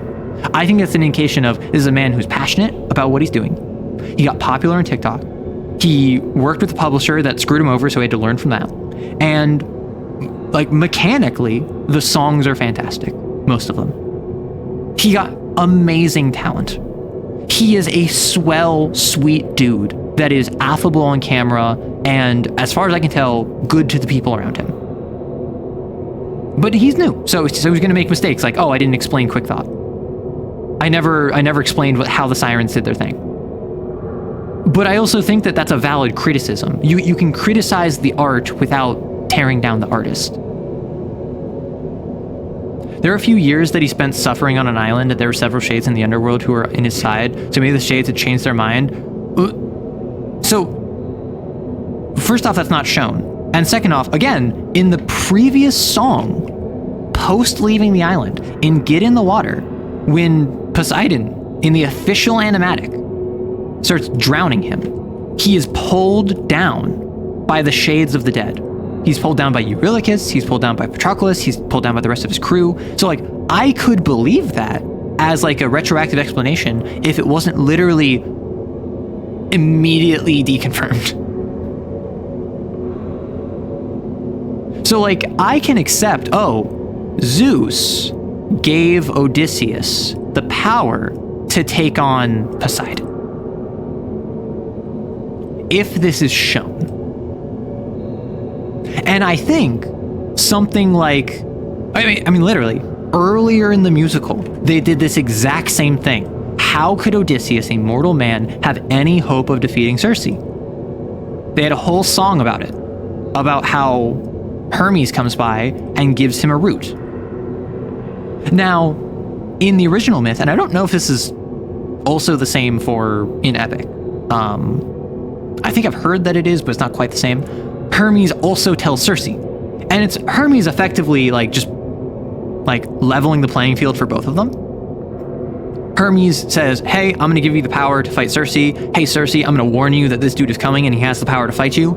And so instead of it being like either of them has the advantage, it's more close to an even playing field. I don't know if this happened in Epic or not, and I don't think it really matters. But like, there was a song devoted to like, how the heck is Odysseus going to take on Circe? And there's a song that explains how he can take on Circe. So I don't even think you need a full song. I think that like, you need, at the end of Get in the Water, or at the start of 600 Strike, literally like 4 lines from Zeus, just like, you hear the clap of thunder, and you hear just you're lucky that you have someone looking out for you. If it were up to me, you drown here. However, find yourself in possession of the power of a man who holds no fear. And then boom, he gets a power up, and then it's like, oh, why did Zeus do that? Well, presumably, it's because not only did he tell Hermes to free Odysseus with Calypso, but also, like, part of him helping Athena was him giving this power to Odysseus. Like, 4 lines. One thunder strike and an eagle cry.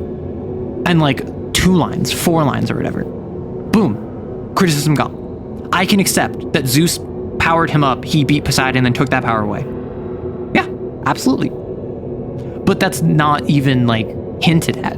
There's not even a strike of thunder at the end of Get in the Water or 600 Strike. Or even, one note they could do? Start of 600 Strike. It starts with a thunderclap. Then it does the build up and he has like the oh, I'm so powerful, blah, blah, blah, blah. And then Poseidon just goes like, how?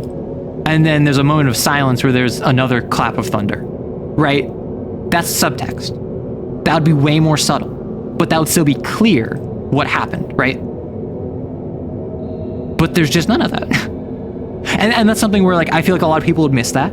And then fans would be like, no. At the beginning of the song, there's a clap of thunder. And then when he asked who did that, there's another clap of thunder implying it's Zeus. And because Zeus had just agreed with Calypso and for Athena to do this, then that means that he was also helping here. And like that would make sense, even if it wasn't immediately accessible. That would be a thumbs up. But as it stands, I just can't say that I like how that goes. Now, I will say, the narrative weight behind it is very pog. It is something that narratively I do appreciate because the theming does line up. That is the thematic conclusion of the story. From a thematic sense, that is a very nice bow. And if this was not Greek myth, where in the canon of epic, it was not made abundantly clear that gods were so above the power of mortals that they can do stuff like break the rules of musicals, I would be way less critical, even with no explanation. But as it stands, like, I'm just like, this is just not good. And again, the actual song itself is fire, right? Most of the actual music itself is fire. The actual delivery is fire. When Odysseus is stabbing Poseidon with his trident, Poseidon screams in line with the music, which is just chef's kiss, you know? But like, how did we get here? You know, that's my big thing. Yeah, like, but using the windbag as a jetpack is just, it loses me. It loses me. I'm sorry. But I still think that, like, because the song is good, because it tells, like, most of the story through vocals, because it actually, like, is thematically resonant, I don't think this is nearly as egregious as God Games. And luckily, I think Ithaca Saga is probably in, like, the top 3 sagas of the entire show. Right? I think the final saga, it ends on one of the strongest notes it could. I think that, like, the challenge, Hold 'Em Down, Odysseus, and Would You Still Love Me, all bangers. I don't know if there's a 5th song, but like all of the songs I can think of are just bangers. And I think Epic, I would be much more soured on it had it been of the quality of like of Wisdom Saga again. I think that Vengeance, I think Thunder Saga was up here, and then Wisdom Saga dropped down a bunch. I think Vengeance Saga was kind of like limping its way back up, but it needed to recover. And then Ithaca Saga was like way better, right? And Ithaca Saga got better than the Thunder Saga was. So yeah, that's my thoughts on Epic. After I've been in Darkwood I've been looking at this locked door for like an hour. Locked, it's my only way out. I won't be able to open it without my key. Look at the handle. The hatch handle is covered in a thick layer of dust. It hasn't been opened for at least 2 weeks. Press your ear against the keyhole. I'm gonna look through the keyhole. Door. Press my ear against the keyhole. I hear a faint voice throughout the howling wind. It sounds familiar. It seems to be coming through the keyhole. Someone's calling to me. Sorry for the derailing. Thoughtsy, this is just how I am. You should know this. Mushrooms!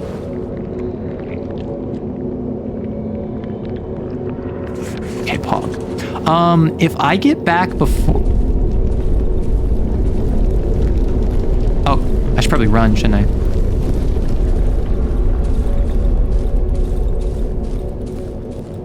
I was like, should I just wait here? And then I'm like, wait, that sounds like a terrible plan. What if I get trapped? Huh?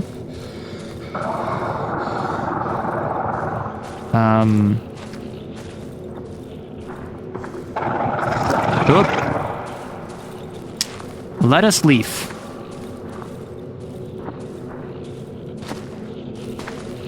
Yeah, let's head out.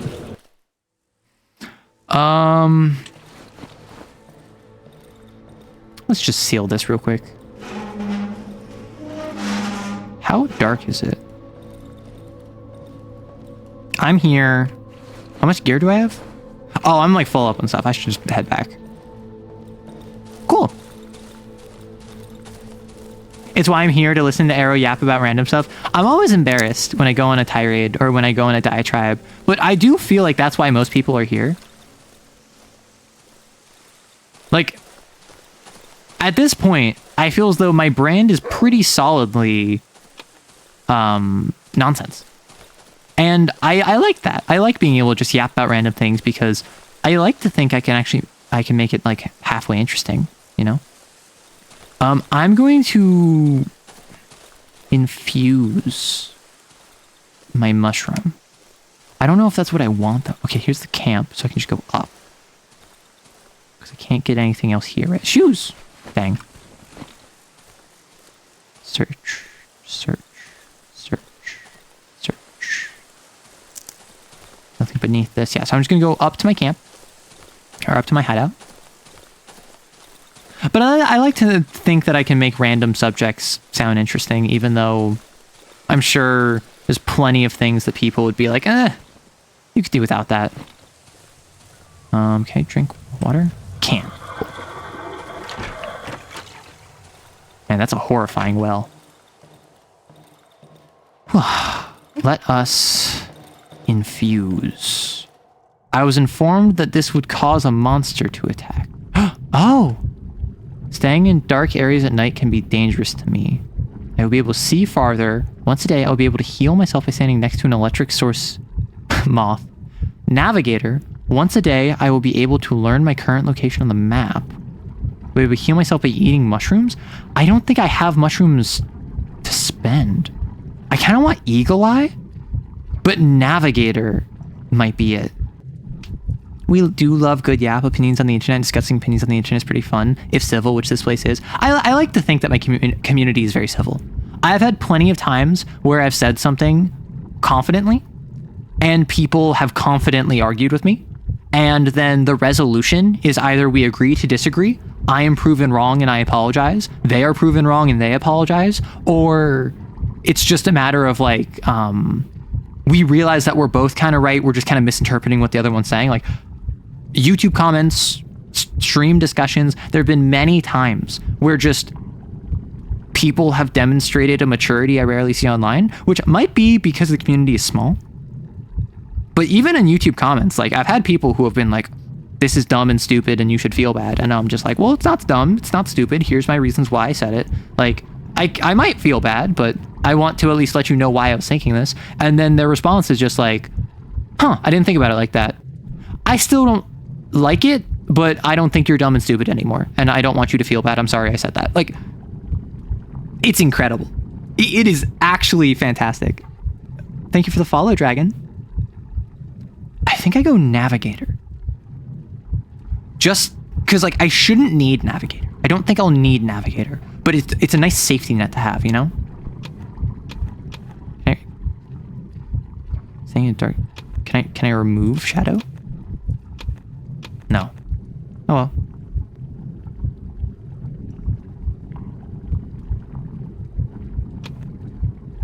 Okay, now I need 150.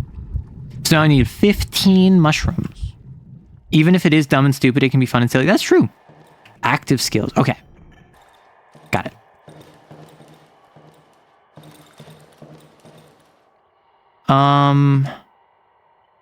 Let's put you. I guess I'll just put most of my stuff in storage, right? Like, I have so much gas. This is actually really good for me. I'm going to just take one of my gas cans and I'm going to run over to my thing. This is like halfway full. I should not need to do this, but I'm going to just make sure I can top it off. Probably not all the way, just to that top level. What engaging good faith from both sides truly does. It is beautiful. Like, unironically, it has made me, like, it's made me proud of this community a lot of the time. Because there are people who are jerks. There are people who say nasty things for the sake of being nasty. There are people that have no social graces. And those people, I mean, they're welcome here. I'm not going to say that they're not welcome here. But there are people who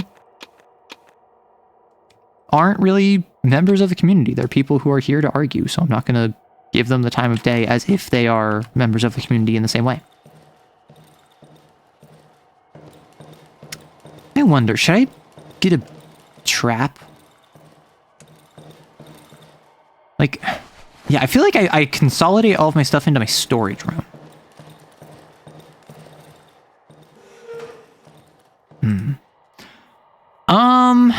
I have 13 planks. So if I put all my planks there, I'm going to organize just a little bit.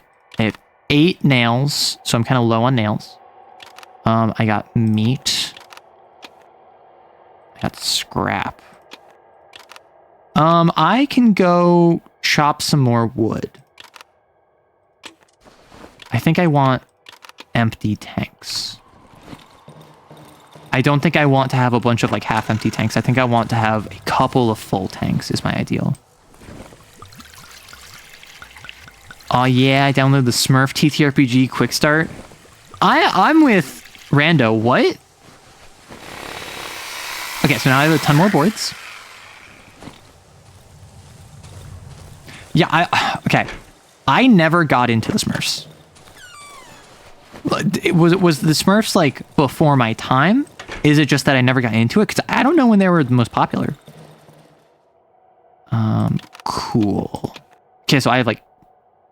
My main pain point right now seems to be nails. Because I'm good on gas. I have like a mainly full generator.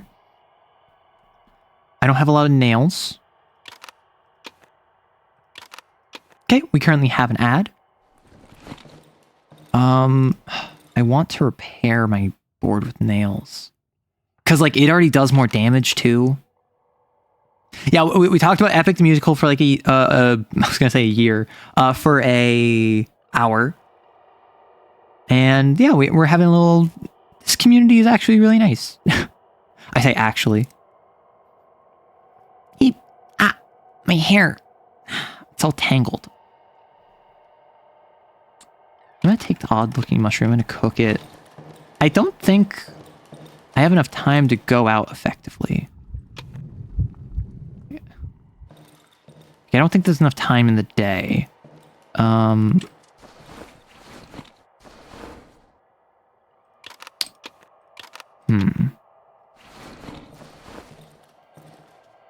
question is... A watch would be nice. A question is, like... Do I need to prepare more? So I'm here. I don't think I've explored here, right? I've explored, like, here and here. So I haven't made my way to the wolf's camps. I've basically gone through most of the dry meadow. I do feel fairly confident that I've made my way through most of the dry meadow. I think it's mostly this corner over here. Yeah, this is like the fields beneath the broken tractor. And then like this wedge. I think tomorrow I run by here. I run down here to the wolf's camp, right? And then I swing back up here. And then I will have explored the entirety of the dry meadow. And then once I do that, I can explore the Silent Forest. I don't know how long this game is. I assume it is a situation where this game is like, the Silent Forest is like the first quarter, or the dry meadow is like the first quarter, the Silent Forest is the next third, and then the Old Woods is all of the remainder. Like my assumption is that it's, maybe it's like 1/4, 1/3, 1/3, and then once I get through the underground entrance, there's more? No? Like how long is this game usually? Like just in hours. The Smurfs was before your time and or in a different country. What were the Smurfs from? I assume they're European because their like little village is very like European coded. 20 hours? Oh, okay, so I can do that in like 3 streams, assuming I don't get distracted, which I already have, so probably 4 streams. I have a question. This is an actual question. Is there a way to tell the passing of time without a watch? Like, obviously, once it gets dark, it starts to turn orange. But I'm wondering, like, outside of that.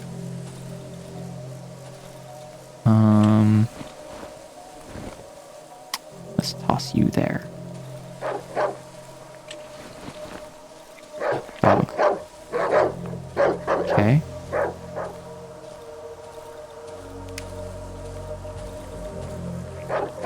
Okay, I want to aggro one of you. Can you jump through the window? No. Oh, you're running that way. Okay, cool.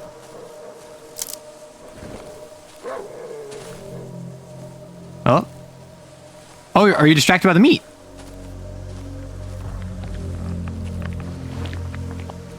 Originally called Le Schtroumpf in French, they became distinct worldwide.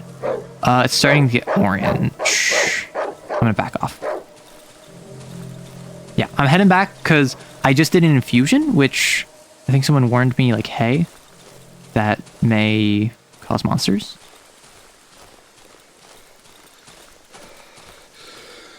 Yeah, it's orange. Ah, Belgium, curious.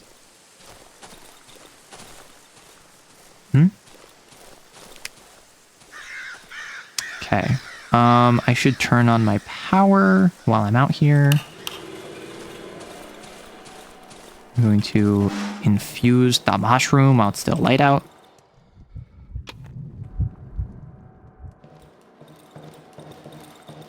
And I'm going to close this up.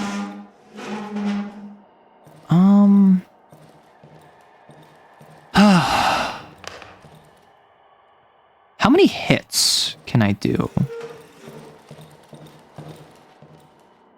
Well, it's still light out, kind of. Like, it's fading.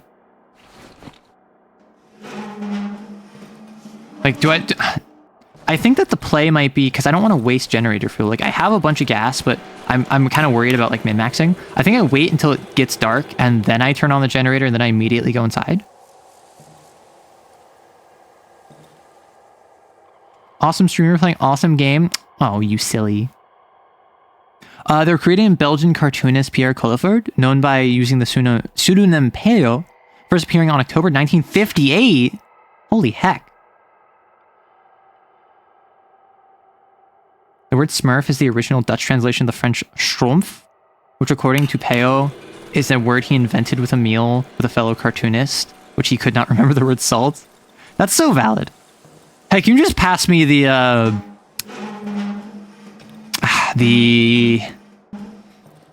Salzar? Oh no, it's something like that. They are mushroom salt. Isn't the evil wizard called like Gorgamel or something? Does he have a plan? Or is his only thing that he's evil? Can I barricade doors? Like, can I protect my doors?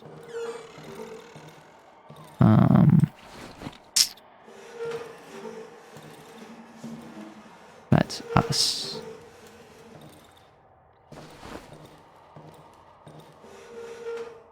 Barricade that. What is the best way to protect myself? I guess.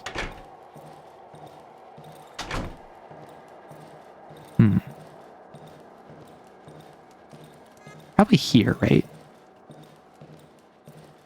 Where if I do this, so I can go here. So I can place this in the way of this door, and then I can just move it in the morning fairly easily. So I just kind of have like an extra second to protect myself because I have all these windows boarded up. I wonder, should I be placing bear traps outside of my windows? Because I don't go through my windows. So if a monster shows up, I don't need to worry about that. Like they'll get hit by a bear trap, and I won't have to worry about hitting the bear traps because they're outside the window. Maybe Smurfs are literally salty mushroom broth cubes for him. Is he trying to eat them? He wants to eat them. Oh my gosh. I feel as though the Smurfs... Oh, did I hear something? Or is that just me being suspicious? My bed.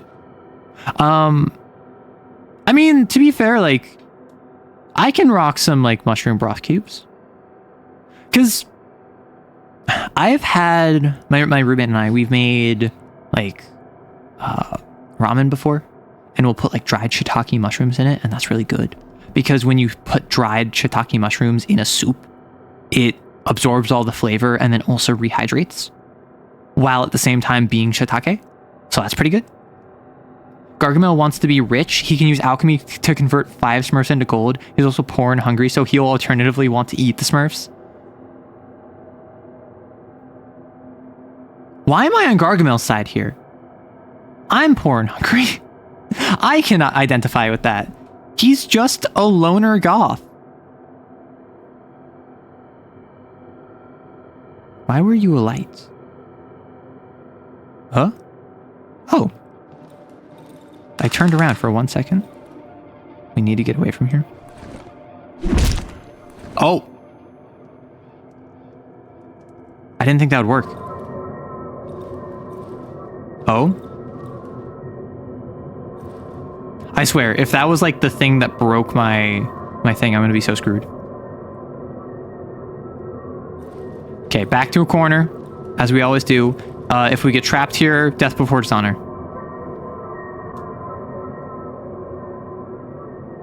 I'm just gonna hear like door opens in the distance.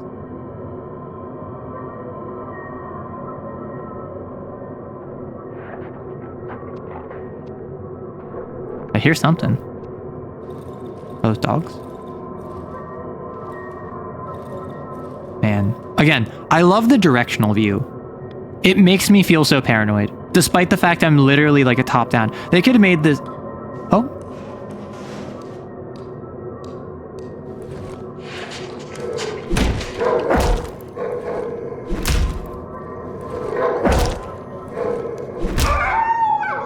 Easy clap.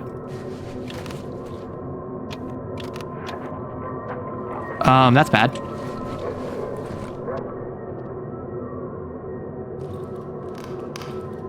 I now have no weapon. Yeah, it does use perspective super well. I have no weapon. Do I kind of just need to tank it? Oh, frick.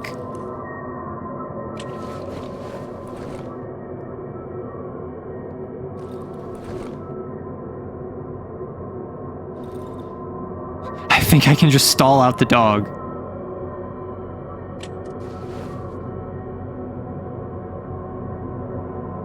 Is this a good perspective? Don't call out a puppy. Oh, I hear morning. I hear morning. Oh no.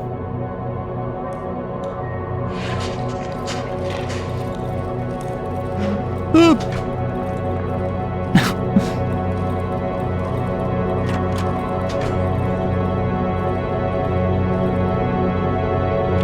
I wanted to repair my thing, and I wanted to wait. Each night I gain reputation with the trader. Okay, so I just gain it. Understood. No, repair you. Okay. Oh, whoa.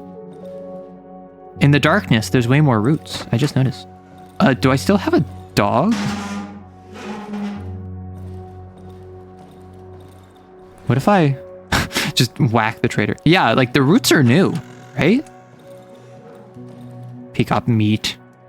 Listen, I understand if one got in, more can get in. Go kill our dog. As I approach him, he drops a sack with visible relief. I notice a smile on his face. The man nods in greeting. I'm gonna trade. So now I have 200.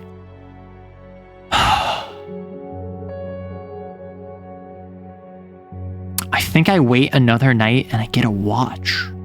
Or do I grab... Is it tape to upgrade my...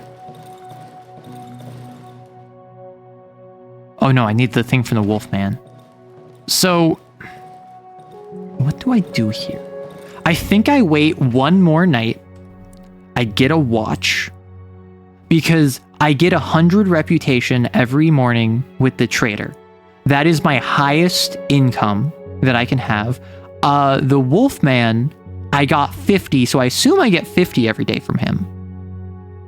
Meaning, his stuff being more expensive and also being tied to what I can upgrade with, I should focus on that.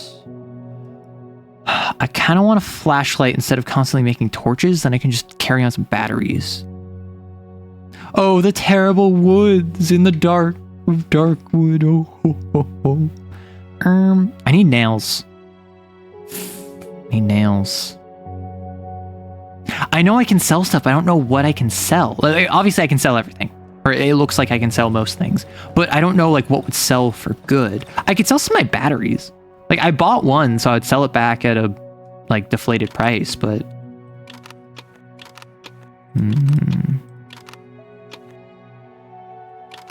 Like, what's bread do?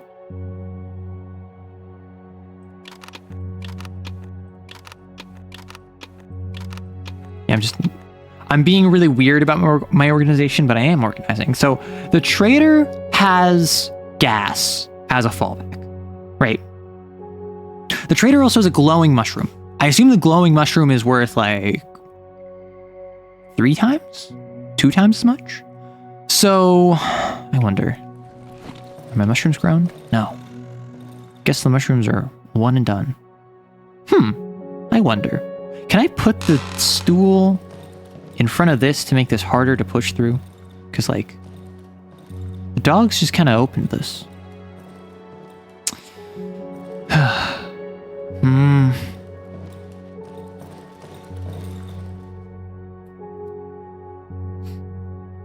Like, something I could do, which would be kind of crazy, is I could move the wardrobe into my bedroom. I could utilize, or, want to be crazy? I don't know how the pathing in this game works. What if I close this door? I put this wardrobe here, and I just kind of like bite the bullet, and I accept that like every night I'm just going to spend my time in these 2 rooms. And so I just need to watch this doorway, because presumably enemies can only push objects like this. So if they try to push it into here, it will just get caught. Meanwhile, if they try to push it out of here, they can very easily do that.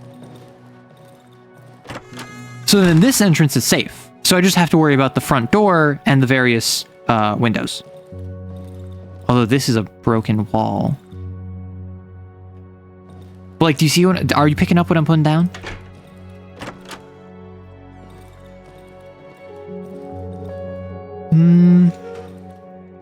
Okay. I think I go back to the burned houses. I fight that dog. I get some loot.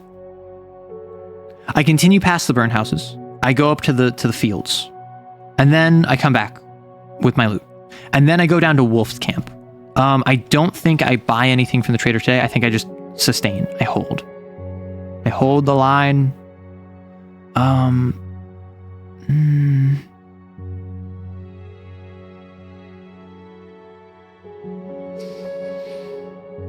think I make an... But if I get a torch is 26 value. Holy heck. What if I sell my torch?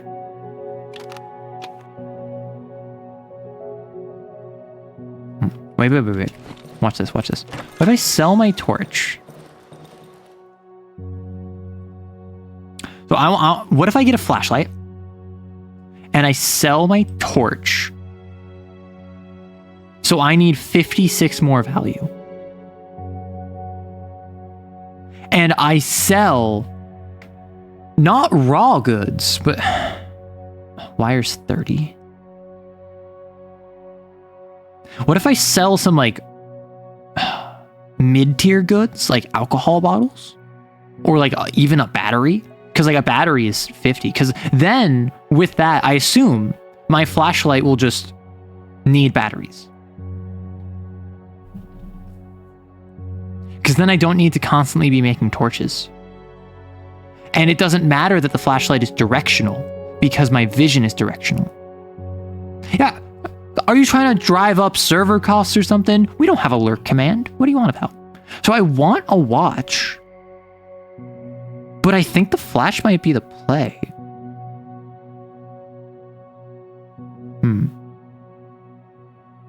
Also, anytime I see Tubular Magazine, I just think that they're saying it's really cool. I ain't even gonna lie. Okay, heck. I need 56 of value. Honestly, dog meat sells very, like, adds up, you know? It's not good, but it adds up. I don't want to sell my wood because wood is just a constantly consumed resource. I could sell pills. Like, yeah, they heal, but when am I going to use them?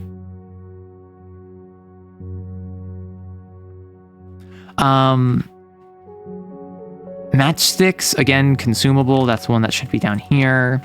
I don't think I'm ever going to use the flares. Call me crazy. Call me crazy. I'm gonna go over here. Call me crazy, crazy, crazy, crazy. And I'm going to sell both of my flares.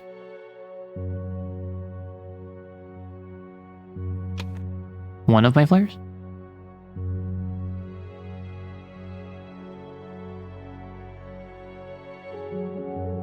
Both of my flares. Right, I'm gonna sell both my flares. I now need to spend 22 more.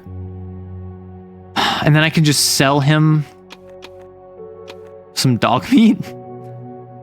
Like, how do we feel about that? I feel like that might be the way to go. Oh, no. I would sell that. And so I would have like 4 reputation left over, which isn't that much. So I should just use the reputation to buy like 2 nails. Yeah, I'm selling light sources for a more permanent light source. I think that's worth it.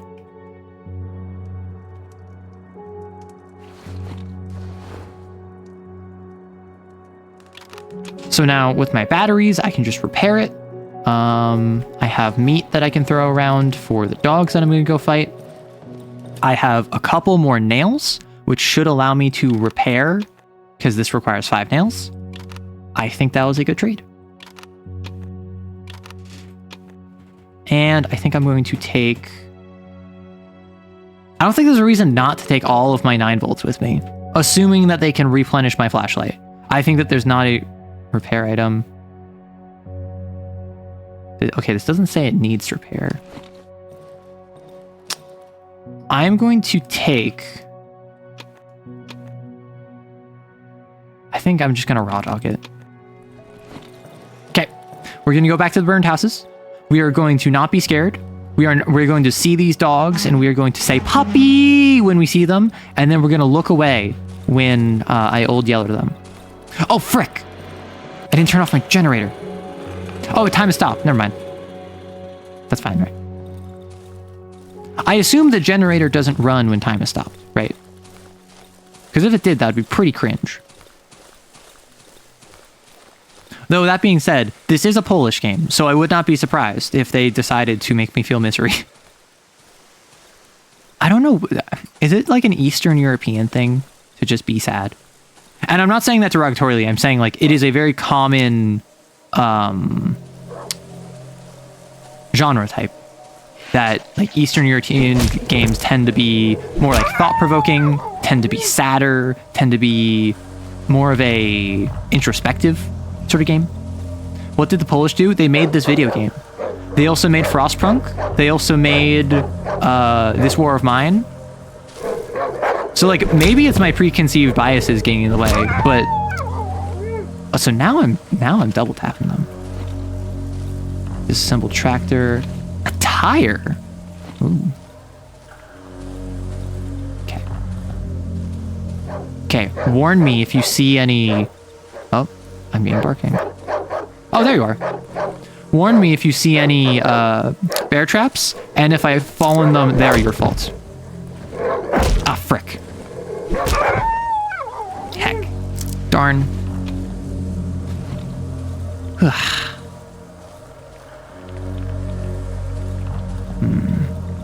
Oh, mushrooms. Nice. So, genuine question. Do answer this, please. Do mushrooms respawn? I assume they would respawn after like 3 days or so.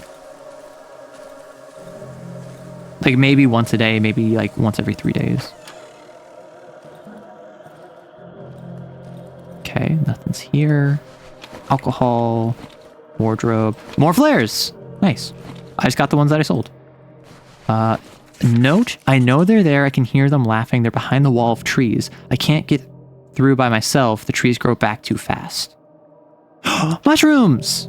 Yay! Oh. Okay, well, I hear another dog. Ooh, more mushrooms. Wow, a lot of mushrooms here. Hi, I just joined and I'm Polish. This feels targeted. Well, all love. Oh, it's a sofa, not a safe. I do not say this with any malice in my heart. I don't have any biases against the Poles. I just find it funny that a couple of the most notable games that I can think of that are Polish do tend to be more like introspective, talking on darker subject material. But also that just might be confirmation bias. It might just be those games sell well, so I internationally only hear about them because, like, those are the sort of games that would do well internationally. Bread. Let's get that bread.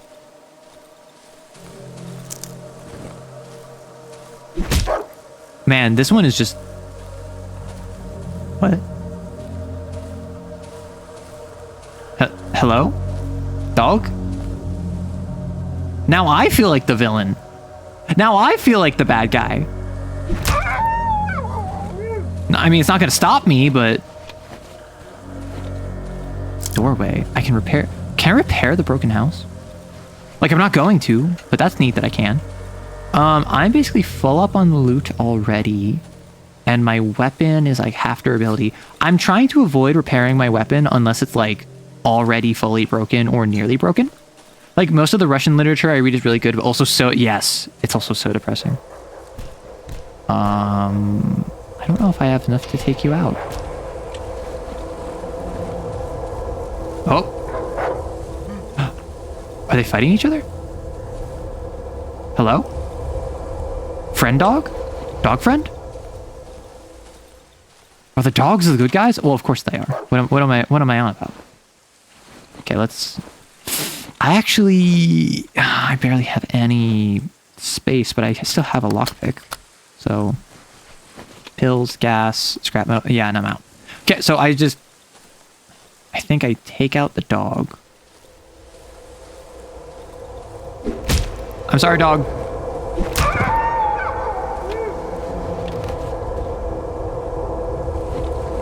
This is a spooky, scary... Wait, these are the same lines that were in the scientist area. Oh. There was another, like, scary-looking person there. I think I head back with all of my loot. I come back for the crate after having repaired my weapon. Okay, so this is... Nice. So I just read, and this is not... I always thought... The reason that I'm bringing this up, I always thought Kafka and Metamorphosis was Russian, because Kafka just sounded like a Russian name to me. Apparently it's German. And I recently read a synopsis of Metamorphosis because I was like, what is Metamorphosis? I hear references to it all the time, but I actually don't know what it is. And apparently it's just a story where a dude turns into a giant bug and like deconstructing what that means, which obviously it's allegorical for a bunch of stuff, but I didn't realize how like simple it was. I didn't realize how just like, nope, that's what it said on the tin. Mushroom remains. Dang it, I keep seeing that. Which I was expecting there to be more to it. I was expecting there to be some like, I mean, it is a parable. It is, oh, wait, I can use my mushroom. it is related to the idea of like the burden of taking care of people.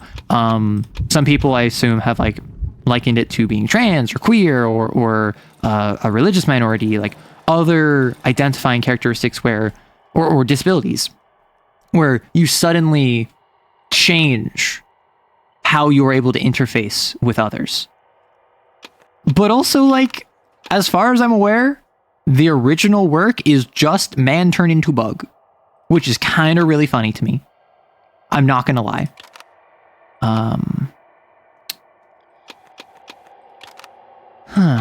Okay, so I think I upgrade my weapon again, or I repair my weapon again, which, again, it's not broken, but it's upgraded, so I don't want to just like carry around 2. This might not be the best use of my resources, but it's the dang best use I can think of. I'm going to be coming back here again, so I'm not going to use my well yet. But it is always surprising to me when, like, there's a piece of literature that was nothing like I expected. Faust! I'm reading through Faust over on YouTube every Friday. And Faust is nothing like what I expected. It is way less sensical. It is way more involved in the spiritualism and the, I guess, like, to say it's involved in the occult is a bit of an understatement. But it's something where I really was not expecting half as much of the illusions and like, not globetrotting, but like heading to other cultures and exploring other mythologies that there was. Did the devil sabotage your Faust live yesterday with the light crash so you couldn't finish reading it yet? No, so yesterday I was picking people up from the airport. And so, do you like meat? I was picking people up from the airport. So I was...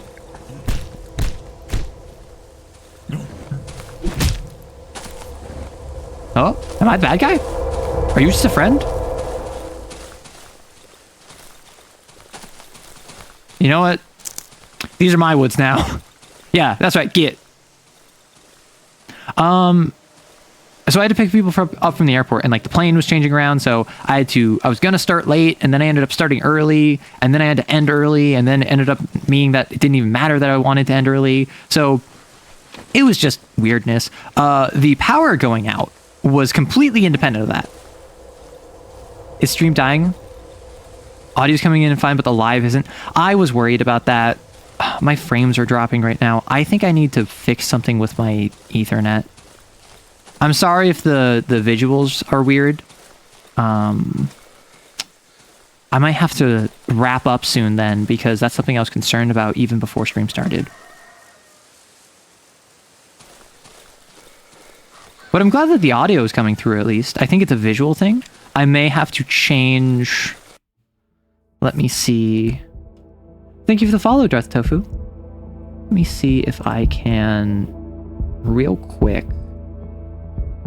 I can't change settings while I'm live is the issue. Because it's not a bitrate issue, it's a dropped frames issue, which is tied to my ISP and my internet connection.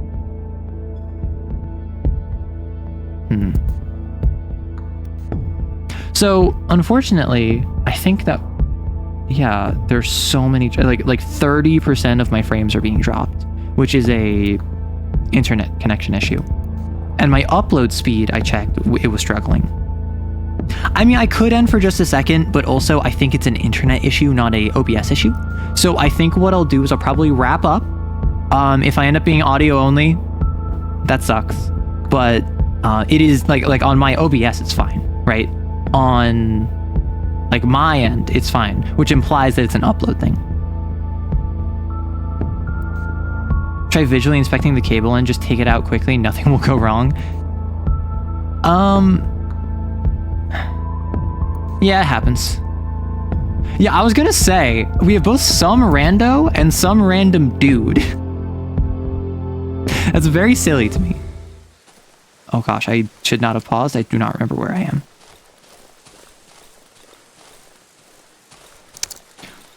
Huh? I saw a thing. Maybe I'm seeing things in the woods. I do have a question. Have any of you just, like, ventured out into the woods? Like, without a plan, without a trail, just kind of like, I'm going to go investigate the woods. Because I remember watching a Lindy Page video where he was exploring one of the only woods in the UK, or like one of the only ones he could find, where the woodland was not cared for. It was let to grow natural.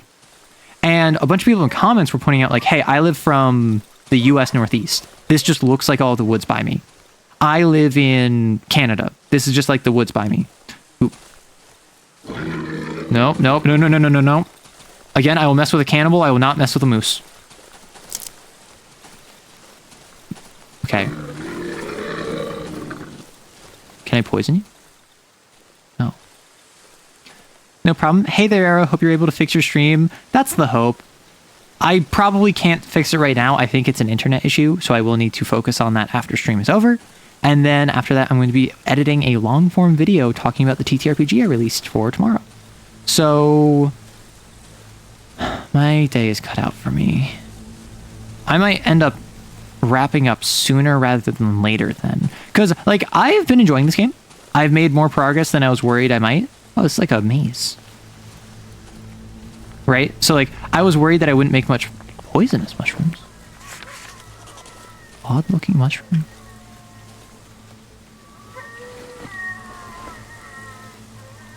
Cookable rots over time. That's a poison. I feel like I shouldn't inject the poisonous mushroom. Maybe that's just my preconceived biases. Not really. Don't have accessible woods here. Yeah, like where I'm at now, I don't have accessible woods, but like growing up, there was absolutely a bunch of woodlands by me. Oh, wanna know what my guess is? My guess is that poisonous mushrooms, I can inject them, but it will give me negatives, maybe? Red, scrap metal, bandage. Ooh, lantern.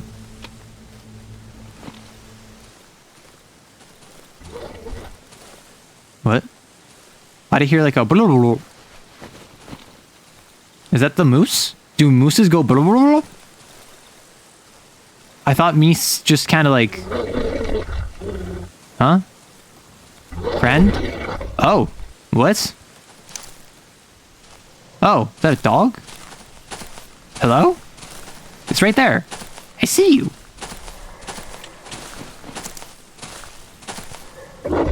Oh yeah, you're just a dog. Oh! Oh, you're like a wolf.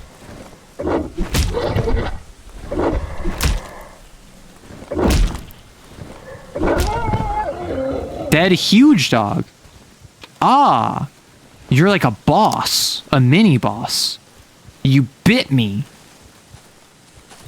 That was going blah, blah, blah, blah, blah. I didn't realize Great Danes went blah, blah, blah, blah, blah, blah.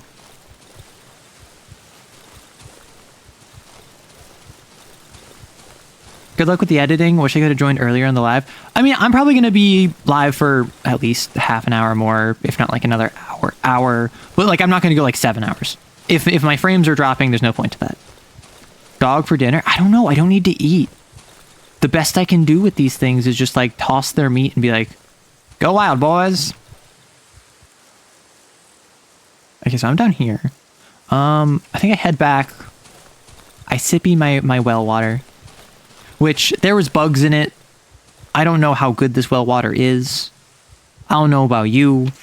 I personally would boil my well water before I had it, particularly given that I have an active stove that is, like, always on.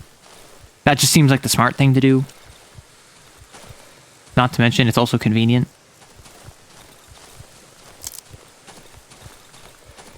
But the fact that this game does make dogs your primary enemy is kind of rude. As a dog lover. Which, I can't think of too many people who seriously don't like dogs. Like, I can think of people who prefer cats.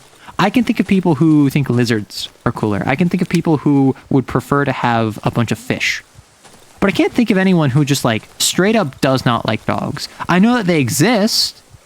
I don't think that they're being serious. because I don't know if you know, like, do you know child free? The idea of like people who are living their life without kids. There is a subreddit called Dog Free, and it is the same concept as child free, but they talk about dogs. And the idea being is that it's just like, oh, these mangy mutts with their slobber all over the place, and it's like, oh, okay.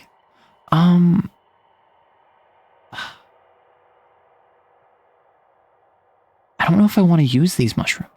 They're poisonous. Am I able to use them? I feel like I'll be put in danger if I do.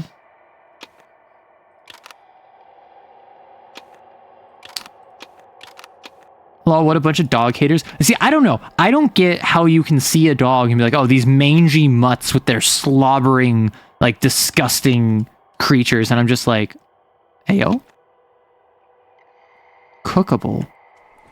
Okay, we're approaching the end of the day anyway, so I should just hang out here. I'm going to leave that open so I can go turn power on. I can extract 15 essence from this. I'm going to say screw it. I'm going to use the poison mushrooms. The only dogs I hate are the ones in Lethal Company. Oh, that's fair. Yeah, those are pretty hateable. I can't really argue with you there. So I wonder... So the lantern takes alcohol. The flashlight takes batteries. I have a bunch of batteries. I don't think I immediately sell the lantern, though I do feel I stick with the flashlight. The flashlight was more expensive. I can't craft it. But also, like, I have batteries, and the batteries seem like they'll, like, the batteries have a smaller cost to them than the gas does, it feels. I wonder, can I repair this? Like, I wonder if you can repair... you probably can't, but I wonder if you could repair the generator building. Maybe people with bad experiences with dogs. That's the thing. Like, I understand that if you got, like, mauled to death as a child, and then you got better by a dog, you might not trust dogs. You might be scared of dogs. And that's valid. I'm not gonna clown on you for that. That is... Oh. Turn on the generator before dark. Hiding in the shadows won't do you any good. They're coming either way. Oh. Well, I already picked up on that, so... Oh. Oh, wait, no, the generator was already here. Cool. So I started a little bit early. I probably should have waited just a couple... like a minute or more, but... I like the light. So I wonder, if I just stand here, can they not push in here? And then they can only come in from this entrance over here with the front door? Like, I'm trying to think how I can game the system. And I think it would be really funny if I figure out how to game the system. So, like, if I... Like, what if I do my strat?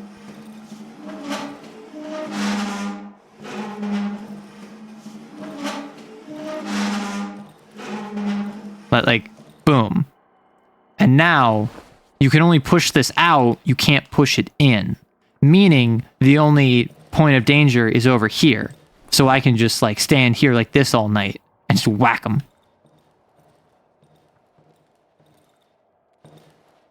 See, I have everything I need. I have a lamp. I have workbench. I have... That's it. But even the dogs in Lethal... So, can I talk about game design for a second? The dogs in Lethal Company, as well as the giants, I appreciate them for what they are, but I don't necessarily think they're the best option they could be. Because in Lethal... I actually just played Lethal Company for the first time in like a year with a friend the other day. And I feel like the fact... the dogs and the giants rely on hearing and sight. One means that they're super dangerous together, which obviously is the point. But also, if I'm playing this game to have fun with my friends, or I'm streaming it for content, or I'm trying to be entertaining, I suddenly can't audibly be entertaining, which is good for like encouraging different forms of comedy, right? physical comedy is great for that. But at the same time, the dogs making it so that you can't speak to one another effectively, like you just have to not talk, means that it shuts off a gameplay element, which obviously your communication being reduced is part of the experience, but also just the shenanigans you get up to is reduced. And I don't know, I feel like that misses something, you know? I feel like there's a different way you could do it, more or less intense. Oh, I just realized this is like the pipe it's talking about. This is pumping out the little like funky bits. This is why I mostly play on Artifice. Bots will just nuke them and have actual fun counterplay. Oh, that is silly.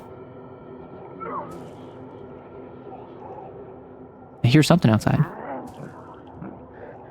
Like, I do like the robots, but the robots are kind of a different thought. Like, I have my complaints about the various enemies in Lethal Company. Most of them I think are fine. Like the bunker spider I think is fine. The bracken, as odd as it is, I think it's fine. The loot bugs I think are fine. But there are a couple where it's like the dogs and the giants.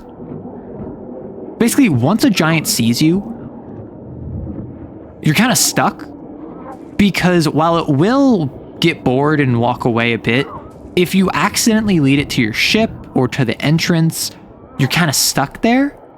And yeah, the point is to die. Like it's not a game where dying is a major deal. Like, that's not what I'm saying. But it is a situation where you can very easily just, I don't know, you can like soft lock yourself almost. Which again is not that big a deal. They're your least favorite. They're so annoying. And then combined with dogs, you can't speak, you can't run, but also you can't be seen. And it's super tense, but also it turns a social game solo, effectively. You want to know what's the downside of staying up all night? I can go to bed. I tried going to the bed and it wouldn't let me sleep. What's the downside to going to bed all night? Or what's the downside of staying up all night? Unless you mean in real life, in which case, oh, I already know what that is. Don't you worry. I have not been sleeping well. Like the past week and a half. But the robots are another one where on Artifice it's really funny because you have like 15 of the was it old birds, the robots. If you have like one robot in a map, it's really funny because the robot will just go around killing stuff. But if you have dog.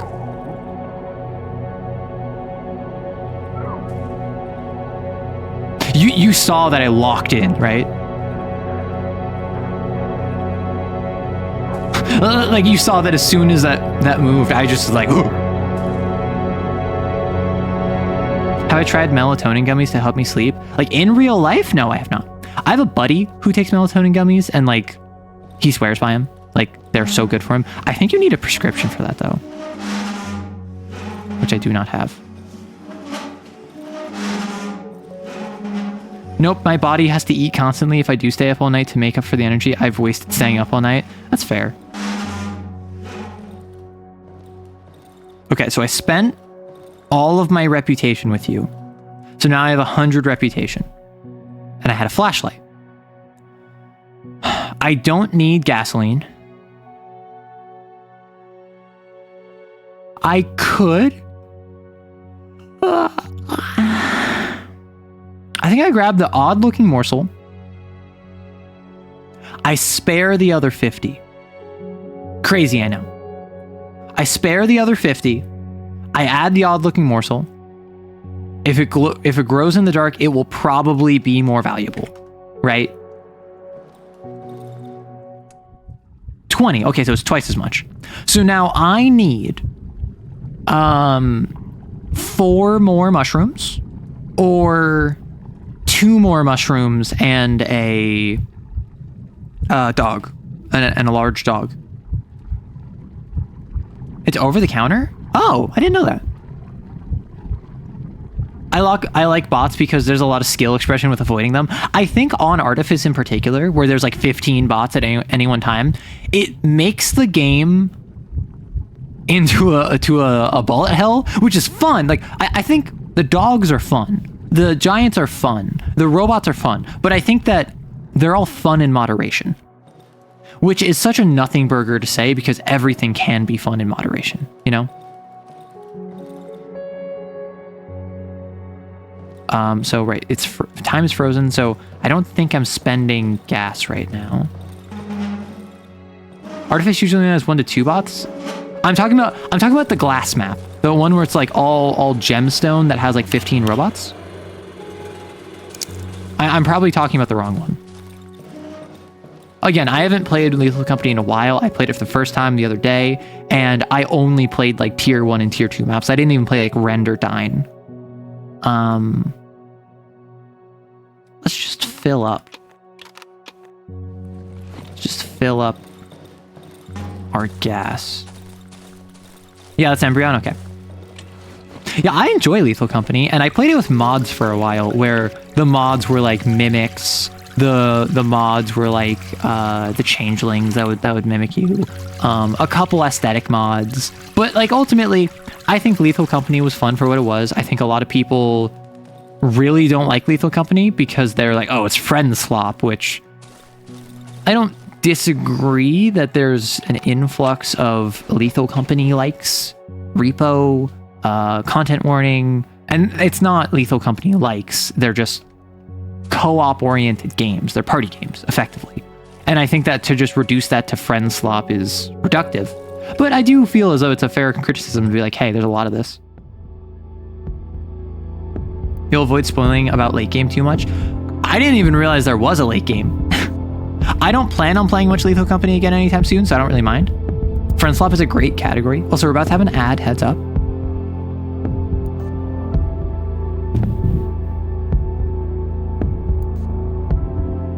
But I personally am actually not a big fan of like friend slop. I'm not a big fan of party games, Lethal Company, Peak, Repo. I actually just got Repo. Like a friend bought it for me, so I'll probably play it with them sometime soon. But broadly speaking, I prefer narrative games. I've actually really been enjoying action games like Ultra Kill, Armored Core 6, Hollow Knight. Obviously, I love lore.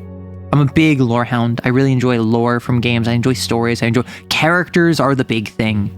But like games where you can just like play the game, get into a flow state. I've had the opposite that a lot of content creators I know, where they started playing like Call of Duty, Halo, like Armored Core or whatever, like Bricky is an example. And then they have since, in their older years, come to appreciate games like Darkwood, where it is more quiet, methodical, thematic, atmospheric, over gameplay. I'm the opposite. I started being like, oh man, games like Darkwood, awesome. Games like Dispatch, where it's characters, cool. Frostpunk, I loved. And it's only in recent years where I've started enjoying Marvel Rivals, a hero shooter. I've started enjoying Hollow Knight. I've started enjoying Armored Core 6. And so I feel like if you sat me down and like, we're like, hey, do you want to play? I've had some people be like, hey, do you want to play COD Zombies? And I'm like, I've never played COD Zombies. I think that I would actually enjoy that. Whereas ask me 10 years ago and I would say, I don't think I would. Repo is fun. The devs keep adding a lot of content. Nice.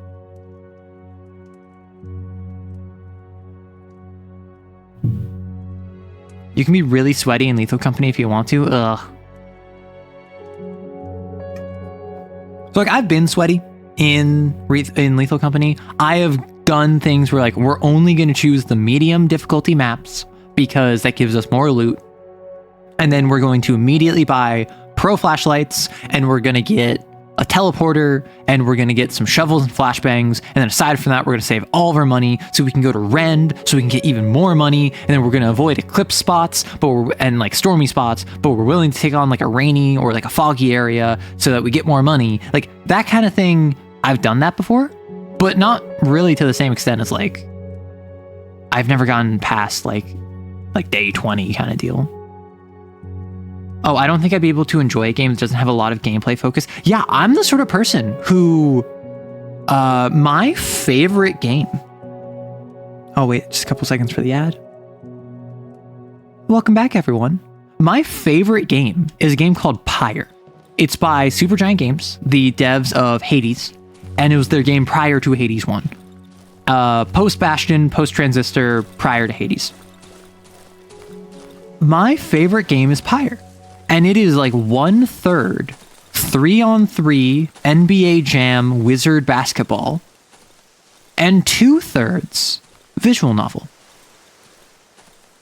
Or I would say like 1/3 NBA Jam, 1/2 visual novel, and whatever the remainder is like a choose your own adventure point and click, right?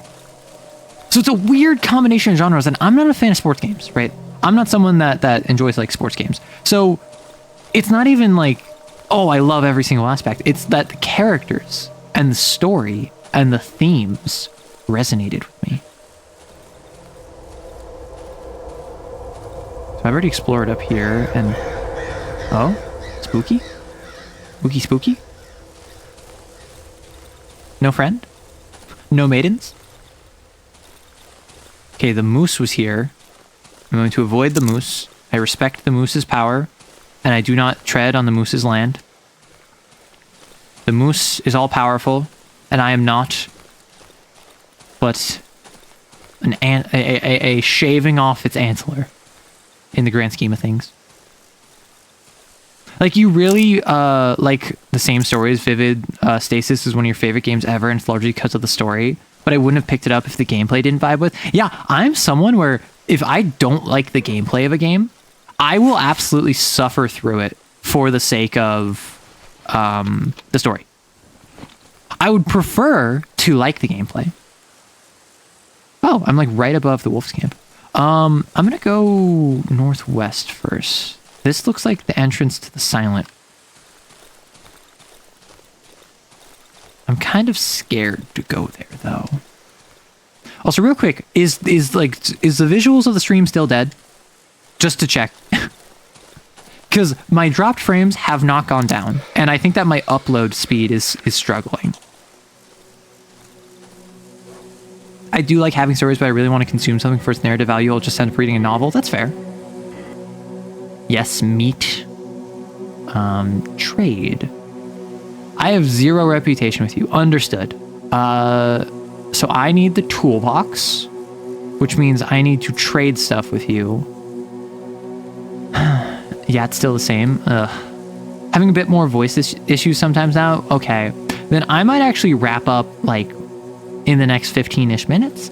My plan is I'm going to stream.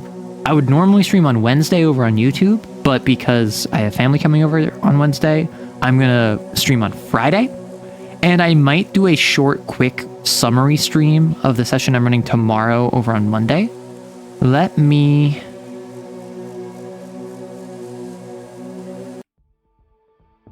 Does it just save at the top of your day? Okay. I think what I'm gonna do is I'm gonna wrap up, yeah, after like 4 hours, which is crazy for me because I'm having tech issues. By the way, why do you sometimes stream on Twitch and sometimes on YouTube? So I'm mostly a YouTuber. I mostly make YouTube videos, and I primarily do TTRPG content, and I do voiceovers. Those are my 2 big things. And so I do make highlights that I post there, but primarily my audience is there for TTRPGs, and now a lot of them are there for voiceovers. So I don't do gaming streams over on YouTube. I do my gaming streams here on Twitch. Over on YouTube, my streams are mostly chatting streams where it's every Wednesday I do a Ask Me Anything. I do a Q&A. I do a like 7 to 8 hour long talk about just any random topic. And it's a nice like community building thing, but it ultimately like 60% of the conversations revolve around TTRPGs. I'm giving people advice. I'm giving my thoughts on something. I'm talking about a new system. Meanwhile here, I'm mostly talking about the game. I went on a rant about, what was that like hour-long conversation I had where I took a break from Darkwood? Any teaser on the TTRPG you're working on? I think I heard you mention it earlier. Want to look more into Lancer when I have more time? So my teaser for the TTRPG I'm working on is that I literally actually like released the TTRPG already. I'm working on others, but like the one that I'm making a video on for tomorrow is already out. I released it last week, actually to the day on Valentine's Day. So if you want, you can check it out here. It is a game where you play as AI in my custom setting, where AI have to follow specific rules and regulations, meaning you have certain actions that you are forbidden from taking. You have certain actions you are forced to take. And the whole premise of the system is how will you adapt to your rules and regulations, forcing or forbidding actions that may or may not be required to complete your missions. Okay, that makes sense. I need to tune into those YouTube streams then. Yeah, YouTube is where I try to keep all my TTRPG stuff. And then here on Saturdays on Twitch is where I do like gaming. Although last week I had a full-on stream where I just like talked about, hey, here's the system. I'm going to read through it. I'm going to tell you all my thoughts on it. Here's what creating it was like. So if you want to check out my VOD channel that has a VOD from last week's Twitch stream on it. My VOD channel is in the description of both my Twitch profile as well as my YouTube profile. I think I'm gonna wrap up now. I've given the tech issues, and so I can try and tackle that. Thank you so much for swinging by. We're going to raid my friend Rory.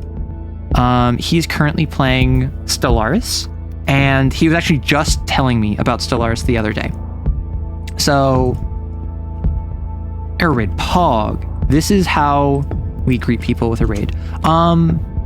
Check me out tomorrow for a long form video talking about my TTRPG. It's just an intro to the system, the vibes, like the short premise. I might make a video on Monday, or I might have a short live stream on Monday talking about a session I'm going to run tomorrow. And then normally I would have a Wednesday stream that's going to be on Friday. So that's my schedule. Thank you so much for swinging by. Darkwood was so much fun. I had a lot of fun with it. I hope that next time I play it, I will have better luck with streaming. So take care of yourselves. Have a good day, morning, night, evening, whenever. And bye-bye.